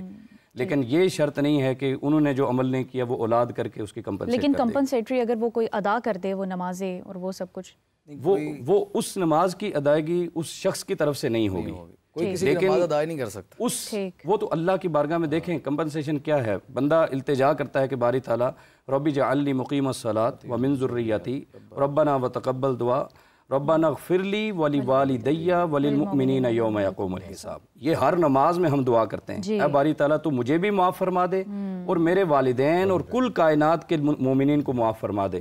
جب ہم معافی کی دعا والدین کے لیے کر لیتے ہیں نا تو اللہ بڑا غفور الرحیم ہے، وہ اس معافی کی دعا میں ہو سکتا ہے وہ نمازوں کے عمل کو بھی معاف فرما دے. آپ اس حوالے سے کچھ؟ میں بس یہی کہوں گا کہ جس طرح آفتاب نے بات کلیئر کر دیا ہے کہ یہ چیزیں جو ہے نا یہ فرائض یہ خود ادا کرنے ہیں. کسی پر یعنی کہ نماز فرض تھی اس نے نہیں پڑھی، اب مجھے بتائیں وہ باقی اس کی نماز کیسے دہرا سکتا ہے؟ یہ واحد ایک جگہ ایک چیز ہے، عبادت ہے، یہ آپ نے خود ادا کرنی ہے. یہ گرمی ہے، سردی ہے، بیماری میں آپ بیڈ پہ ہیں نا تو حدیث میں آتا ہے کہ آپ کا جسم کام نہیں کر رہا، ہاتھ پاؤں کچھ بھی کام نہیں کر رہا، اشاروں سے بھی پڑھ لے تو پڑھنی آپ نے ہے. حالانکہ اس کیفیت میں بندہ کسی کو کہہ سکتا ہے نا میری دہرا دیں، لیکن اللہ کہتے ہیں اس حالت میں پڑھنی ہے تو آپ پڑھنی ہے. جس طرح روزے کے بارے میں بھی آتا ہے تو کوئی کسی کا روزہ کس طرح رکھ سکتا ہے. لوگ ہمارے جو آج کل روزے ہوتے ہیں نا فدیہ دیتے ہیں تو کہتے ہیں تم میرے روزے رکھ لے، پیسے دیتے ہیں نا میرے روزے رکھوا دو. کوئی کسی کا روزہ کیسے رکھ سکتا ہے؟ اس نے کب رکھنے ہیں، جس نے اپنے رکھنے اس نے اپنے کب رکھنے. بہت مجبوری ہو جائے تو یہ صورت ہے رکھ سکتے ہیں لیکن وہ فدیہ ہے، صرف میری بات کو سمجھیے گا، وہ صرف پیسہ دینا فدیہ دینا ہے، اطعام الطعام ہے، ہاں وہ کھلانا ہے. وہ نہیں ہے کہ آپ کہیں کہ اس نے آپ کے روزے رکھنے، اس نے اپنے کب رکھنے ہیں، پھر اس میں بھی تو روزے فرض ہیں نا، تو اس نے آپ کے رکھ لیے تو اس نے اپنے کب رکھنے ہیں. کوئی کسی کی طرف سے حج کیسے کر سکتا ہے؟ وہ تو ہے نا کہ نبی صلی اللہ علیہ وسلم نے فرمایا کہ کسی نے منت مانگی نیت کی ہوئی ہے تو وہ نہیں کر سکا تو اپنے والدین کی طرف سے کسی ایسے پیارے کی طرف سے اولاد کی طرف سے آپ کر سکتے ہیں. اس کی تو اللہ تعالیٰ نے رخصت حدیثوں میں موجود ہے، قرآن نے بھی فرمایا ہے، وہ بھی ایصال ثواب کی ثواب کی نیت ہے پہنچانے. تو یہ جو نماز ہے نا تو آفتاب نے کلیئر کر دیا کہ یہ بندے نے خود فریضہ ادا کرنا. پہلا سوال ہے اس کا خود ہی دینا ہے. ہاں اس بہن کو چاہیے جس نے سوال کیا پریشان ہوں گی کہ میرے پیرنٹس تو ان کا مسئلہ ہے تو اللہ سے کثرت سے دعا کریں. اللہ تعالیٰ کہ وہ شرک معاف نہیں کرتا جو انسان اللہ کے علاوہ معبود بنائے. تو ان چیزوں پہ شاید اگر توبہ کر لی ہو یا دل میں احساس ہو جائے اور اولاد کی وجہ سے بھی اللہ بعض دفعہ والدین کو معاف کر دیتا ہے تو ان کی نیکی کی وجہ سے اللہ ان کو بھی بخشش کر سکتا ہے انشاءاللہ. جی اپنے موضوع کی طرف آگے بڑھتے ہیں. میرے ذہن میں آ گئی کہ آقا علیہ الصلوۃ والسلام نے فرمایا کہ اذا مات الانسان انقطع عنہ عمله الا من ثلاث الا من صدقۃ جاریۃ علم ينتفع بها او ولد صالح يدعو له. بندہ جب فوت ہو جاتا ہے تو اس کے اپنے عمل تو ختم ہو جاتے ہیں مگر 3 عمل اس کے بعد بھی اس کو فائدہ پہنچاتے ہیں. فرمایا ایک عمل یہ کہ اس نے کوئی زندگی میں صدقہ جاریہ کے لیے کوئی ایسا کام کر لیا جو انسانیت کی فلاح و بہبود اور انسانیت کو فائدہ پہنچا رہا ہے. کوئی پانی بنا دیا، مسجد بنا دی، راستہ بنا دیا، کوئی علم کا مرکز قائم کر دیا. یہ صدقہ جاریہ اس کو قبر و قیامت میں بھی فائدہ دے گا. پھر فرمایا اس نے کوئی علم کی خیرات چھوڑی، کوئی علم کی خدمت دنیا میں کی اور لوگ بعد میں اس سے فائدہ اٹھا رہے ہیں تو اس کو قبر و قیامت میں وہ قائم دے گا. اور تیسرا فرمایا او ولد صالح یدعو له، یا اولاد نیک چھوڑی جو اس کے مرنے کے بعد اس کے لیے دعائے خیر کر رہی ہے، صدقات و خیرات کر رہی ہے. یہ جب تک اولاد دعا کرتی رہے گی قبر میں اس کو اس کا ایصال ثواب ہوتا ہے. جی اپنے موضوع کی طرف بڑھتے ہیں. زریاب صاحب ان ساری کالز سے پہلے ایک بات ہو رہی تھی مشترکات کے حوالے سے تمام آسمانی کتابوں میں، تو وہاں سے ایک نقطہ میرے ذہن میں آیا کہ قرآن کریم میں جو لہجہ ہے وہ مسلمانوں سے بھی ہے، ایمان والوں سے بھی ہے، مومنوں سے بھی ہے، تو وہ جو باقی الہامی کتابوں پر ایمان رکھنے والے ہیں یا جو غیر مسلم ہیں وہ قرآن کریم کی طرف اس لہجے کے مطابق کیسے راغب ہوں گے؟ جی بیچ میں ایک سوال اور بھی ایڈ کر لیتے ہیں، وہ جو کالر نے کیا تھا 7 آسمانوں والا اور بنی اسرائیل کی قوم والا. جی تو قرآن پاک اس چیز کو کلیئرلی آئیڈینٹیفائی کرتا ہے کہ 7 آسمان ہے. جس پرٹیکولر صورت اور متن کا انہوں نے ذکر کیا تھا اس میں باقاعدہ طور پہ اللہ تعالیٰ نے کہا ہے کہ یہ وہ چیزیں ہیں جو اللہ تعالیٰ نے ستاروں سے مزین کیا ہے، اور جب مومن ان کا اللہ تعالیٰ کا پیارا یعنی جس نے فلاح پا لی، جب وہ مومنین آئیں گے تو وہ ان ستاروں کو دیکھیں گے اور ان ستاروں کے ساتھ ان کا ایک سلسلہ وہاں سے شروع ہو جائے گا جس کا قرآن پاک ذکر کرتا ہے. اس میں بعد میں جایا جائے گا جو زندگی کے بعد میں جایا جائے گا. وہ کہتے ہیں کہ زندگی میں رہتے ہوئے ان 7 آسمانوں کی میرے لیے یوٹیلیٹی کیا ہے؟ میرے لیے یہ 7 آسمان تو کوئی یوٹیلیٹی نہیں رکھتے، میرے لیے تو پہلا آسمان جو دکھائی دیتا ہے خالی وہ معنی رکھتا ہے. تو ایسا ہرگز نہیں ہے کہ آپ ان 7 آسمانوں کو ایکسیس نہیں کر سکتے. نماز مومن کی معراج ہے، اور نماز میں لوگوں نے واقعتاً ایسے منازل اچیو کیے ہیں. اب وہ کلیم کرتے ہیں، پورا ایک اہل تصوف اس کے اوپر کھڑا ہوا ہے کہ جتنے صوفیاء ہیں وہ تو 7 آسمان تو ان کے لیے کوئی چیز ہی نہیں ہے، وہ تو کبھی کہاں پائے جاتے ہیں کبھی کہاں پائے جاتے ہیں.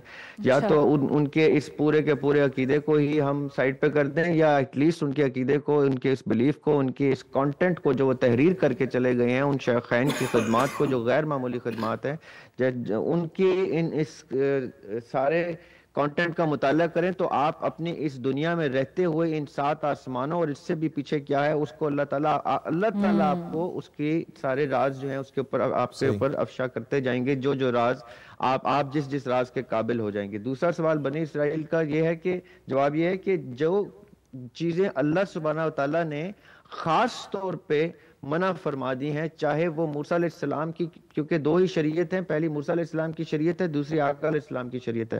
تو جو موسیٰ علیہ السلام اس وقت اپنے ان شرعی تقاضوں کو عیاں کر رہے ہیں کہ یہ چیزیں جیسے شرک ہے یا کسی ایسی چیز کی عبادت کرنا جو کیونکہ اس وقت یہ وہ وقت تھا جب کسی بھی شخص کو مطلوب تھا کہ کوئی آبجیکٹ میرے سامنے ہو جس کو میں پوجوں، جس کو میں ود ریفرنس پوجوں. عبادت ہر وہ پجاری اس وقت بھی اوپر کسی مالک کی کرتا تھا، لیکن ایک تشبیہ کی صورت میں وہ ایک اپنا آبجیکٹ کریٹ کرتا تھا اور اس آبجیکٹ سے مانگتا تھا.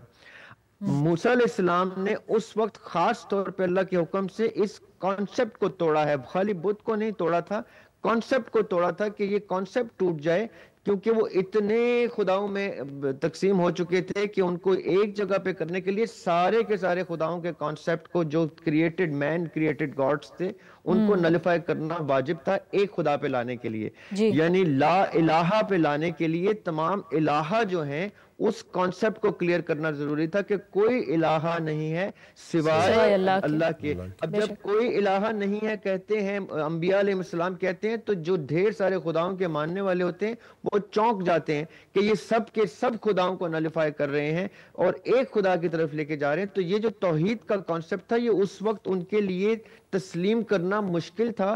اسی لیے جب سامری یا شیطان نے جب بھی یوز کیا تو اس ویک سائٹ سے سب سے پہلے سافٹ سائٹ سے سب سے پہلے ٹچ کیا، کیونکہ یہ وہ جگہ تھی جہاں پہ ان کی سمجھ ٹھہرتی نہیں تھی کہ ایک خدا جو ہے وہ اتنا کچھ کیسے کریٹ کر سکتا ہے. یہ فلسفی کا فلا تھا بیسیکلی. موسم گرما کا الگ خدا بنایا ہوا ہے، موسم سرما کا انہوں نے الگ خدا تصور کیا ہوا تھا، انہوں نے روٹی کا الگ خدا بنایا ہوا تھا، جان دینے کا الگ خدا تھا، جان لینے کا الگ خدا تھا، ہر ایک کو نام.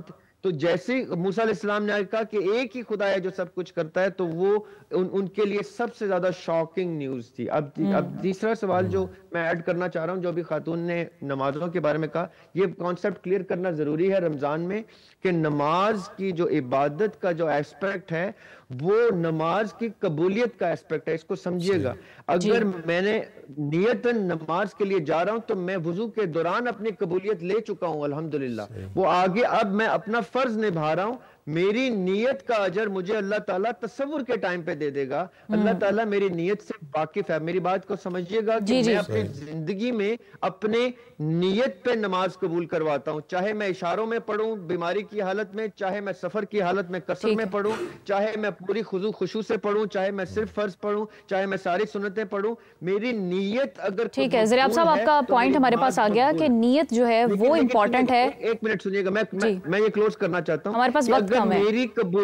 میری اگر قبولیت میری نیت پہ ہے تو میرے آنے والے بچے میری دعا کیسے کر سکتے ہیں یا میری نماز کیسے پڑھ سکتے ہیں؟ میری نیت میری زندگی میں حاضر ہونی واجب ہے. مجھ پہ حق میری زندگی میں عیاں ہوا ہے, میں نے اپنی ہی زندگی میں اس کی شہادت دینی ہے. میری نیت جب نماز کی ہوگی زندگی میں تو میری نماز قبول ہوگی. میرا آنے والا اولاد جو ہے وہ میری نیت نہیں کر سکتی. جی بالکل. آخر میں آپ دونوں حضرات کے سامنے میں یہ سوال رکھتی ہوں کہ جو باقی الہامی کتابیں ہیں, قرآن کریم ہے, ان میں پہلے بھی یہ بات مشترکات کے حوالے سے ڈسکس ہوئی, تو ہم کیسے ہدایت لے سکتے ہیں؟ قرآن تو ہے ہی ہدایت کا سرچشمہ, باقی کتابوں سے کیسے ہدایت لے سکتے ہیں؟ دیکھیں, بعض نشانیاں نا ایمان بڑھاتی ہیں, بعض چیزیں نا انسان کو مضبوط کرتی ہیں. یعنی ایک چیز آپ جس فیلڈ میں ہے اس کے پرانی چیزیں آپ کو مضبوطی دیتی ہیں کہ یار یہ پہلے سے چل رہی تھی, اب یہ میرے پاس تو اس سے زیادہ مضبوط چیز ہے کہ جس پہ میں کاربند ہوں. ہم اللہ پر ایمان لائے تو پہلی کتابوں نے مزید یہ بھی بتلایا کہ صرف ہم نہیں آزمائے جا رہے, صرف ہمارے لیے یہ قانون نہیں ہے, اس سے پہلے بھی اللہ نے یہی رولز رکھے ہیں لوگوں کے لیے, انسانوں کے لیے. تو میں اس چیز سے استثناء نہیں ہو سکتا, میں نے ان چیزوں میں ہی رہنا ہے. ان کی نشانیاں اللہ نے بتلائیں کہ میں نے ان کو کتابیں دی, شریعت دی, انہوں نے نافرمانی کی. بہت سارے نبی ہیں جس طرح شعیب علیہ السلام کی قوم ناپ تول میں کمی کرتی تھی. تو میرے لیے نصیحت یہ ہے کہ اگر اللہ ان کو نہیں چھوڑ رہا, ایک غلطی سے پکڑ رہا ہے, تو میں بھی ناپ تول میں کمی کروں گا تو مجھے کیسے اللہ چھوڑ دے گا؟ صحیح. بنی اسرائیل میں دیکھیں کسی ایک گناہ کی وجہ سے پوری قوم کو اللہ تعالیٰ نے عذاب میں مبتلا کر دیا, تو پھر ہمارے لیے تو سوچنے کی ضرورت ہے. یہ ہمارے نبی کا احسان ہے جی, لقد من اللہ المؤمنین اذ بعث فیہم رسولا, کہ ہمارے اوپر ایک ایک گناہ کی وجہ سے عذاب نہیں آتے. لیکن اس احسان پہ اترانا نہیں چاہیے. دیکھیں میں سمجھتا ہوں کہ پہلی قومیں لوط علیہ السلام کی قوم کا ایک گناہ تھا, نبی کو بھی مانتی تھی, ہر چیز کرتی تھی. حضرت شعیب علیہ السلام کی قوم کا ایک گناہ, انہوں نے ہفتے کے دن جو بنی اسرائیل میں مچھلیاں پکڑی, یہ ایک ایک گناہ تھے. اللہ نے اتنی سخت سزائیں دیں. ہمارے دیکھیں ہر چیز موجود ہے, ہر کبیرہ گناہ. بڑی خوبصورت آپ نے بات کی کہ عبرت سے بھی ہم جو ہے وہ استفادہ حاصل کر سکتے ہیں. آپ کیا کہیں گے جناب؟ ہدایت کے حوالے سے چونکہ بات ہے کہ قرآن مجید, فرقان حمید یا الوحی کتابوں سے ہم کیسے ہدایت لے سکتے ہیں, تو ہماری ایک بہن کا سوال بھی تھا, مجھے یاد آ رہا ہے, انہوں نے یہ بات کی تھی کہ قرآن مجید ہم پڑھتے ہیں, سیکھتے ہیں, مگر اس سے بہت سارے لوگ ہیں جو ہدایت نہیں پاتے. تو اس میں ایک بنیادی اصول بڑا ضروری ہے سمجھنا کہ قرآن نے خود ڈیفائن کر دیا اپنی ہدایت کا فارمولہ. فرمایا ھدی للمتقین, یہ اللہ کی کتاب ہے, اس میں کوئی شک نہیں ہے, مگر ہدایت اسی کو دے گی جو تقوی اور طہارت کے نور سے آراستہ ہوگا, جو اللہ پر ایمان بھی لائے گا, اللہ کے رسولوں پر ایمان بھی لائے گا, جو پاکیزگی اور طہارت بھی اپنائے گا. جب اس باطنی تقوی کے ساتھ قرآن کو پڑھے گا تو یہ اپنے معارف, اپنے اسرار آشکار کرے گا. ورنہ کیا, قرآن نے خود فرما دیا یضل بہ کثیرا ویہدی بہ کثیرا. اسی قرآن کو بہت سارے لوگ پڑھتے ہیں اور گمراہ ہو جاتے ہیں, اور یہی قرآن بہت کو ہدایت دیتا ہے. تو بنیادی فارمولہ یہ ہے کہ قرآن سے ہدایت کے لیے ہمیں صاحب قرآن کی محبت میں, اطاعت میں, غلامی میں آنا ضروری ہے. تقوی اور پرہیزگاری, اور تقوی کیا ہے؟ ہر معصیت سے انسان بچا رہے اور اللہ کے ہر حکم کی فرما برداری کرتا رہے, امر بالمعروف پر عمل پیرا ہو جائے, نہی عن المنکر سے رک جائے, اور یعنی زندگی کو اس انداز سے گزارے کہ اس کے ہر قدم کا حساب اس نے اپنے مولا کو دینا ہے. اس خیال, دھیان اور گیان سے جب انسان زندگی گزارتا ہے تو یہی تقوی ہے. اور جو اس انداز سے پھر قرآن کی طرف رجوع کرتے ہیں تو انہیں ہدایت کاملہ نصیب ہوتی ہے. ہدایت کاملہ نصیب ہوتی ہے. ہمارے پروگرام کا وقت تقریباً ختم ہونا چاہتا ہے, اور آج بہت ہی خوبصورت موضوع تھا ہمارا اسلامی کتابوں کے حوالے سے, اور ہمارے مہمانوں نے بڑی خوبصورت گفتگو کی اور لوگوں کو رہنمائی اس سلسلے میں حاصل ہوئی, اور کالرز نے سوال بھی کیے. تو آپ سب کا بہت شکریہ, آپ ہمارے اسٹوڈیو میں تشریف لائے. انشاءاللہ کل ہم ایک نئے موضوع کے ساتھ, اپنے نئے مہمانوں کے ساتھ آپ کی خدمت میں حاضر ہوں گے. بہت شکریہ. اللہ حافظ.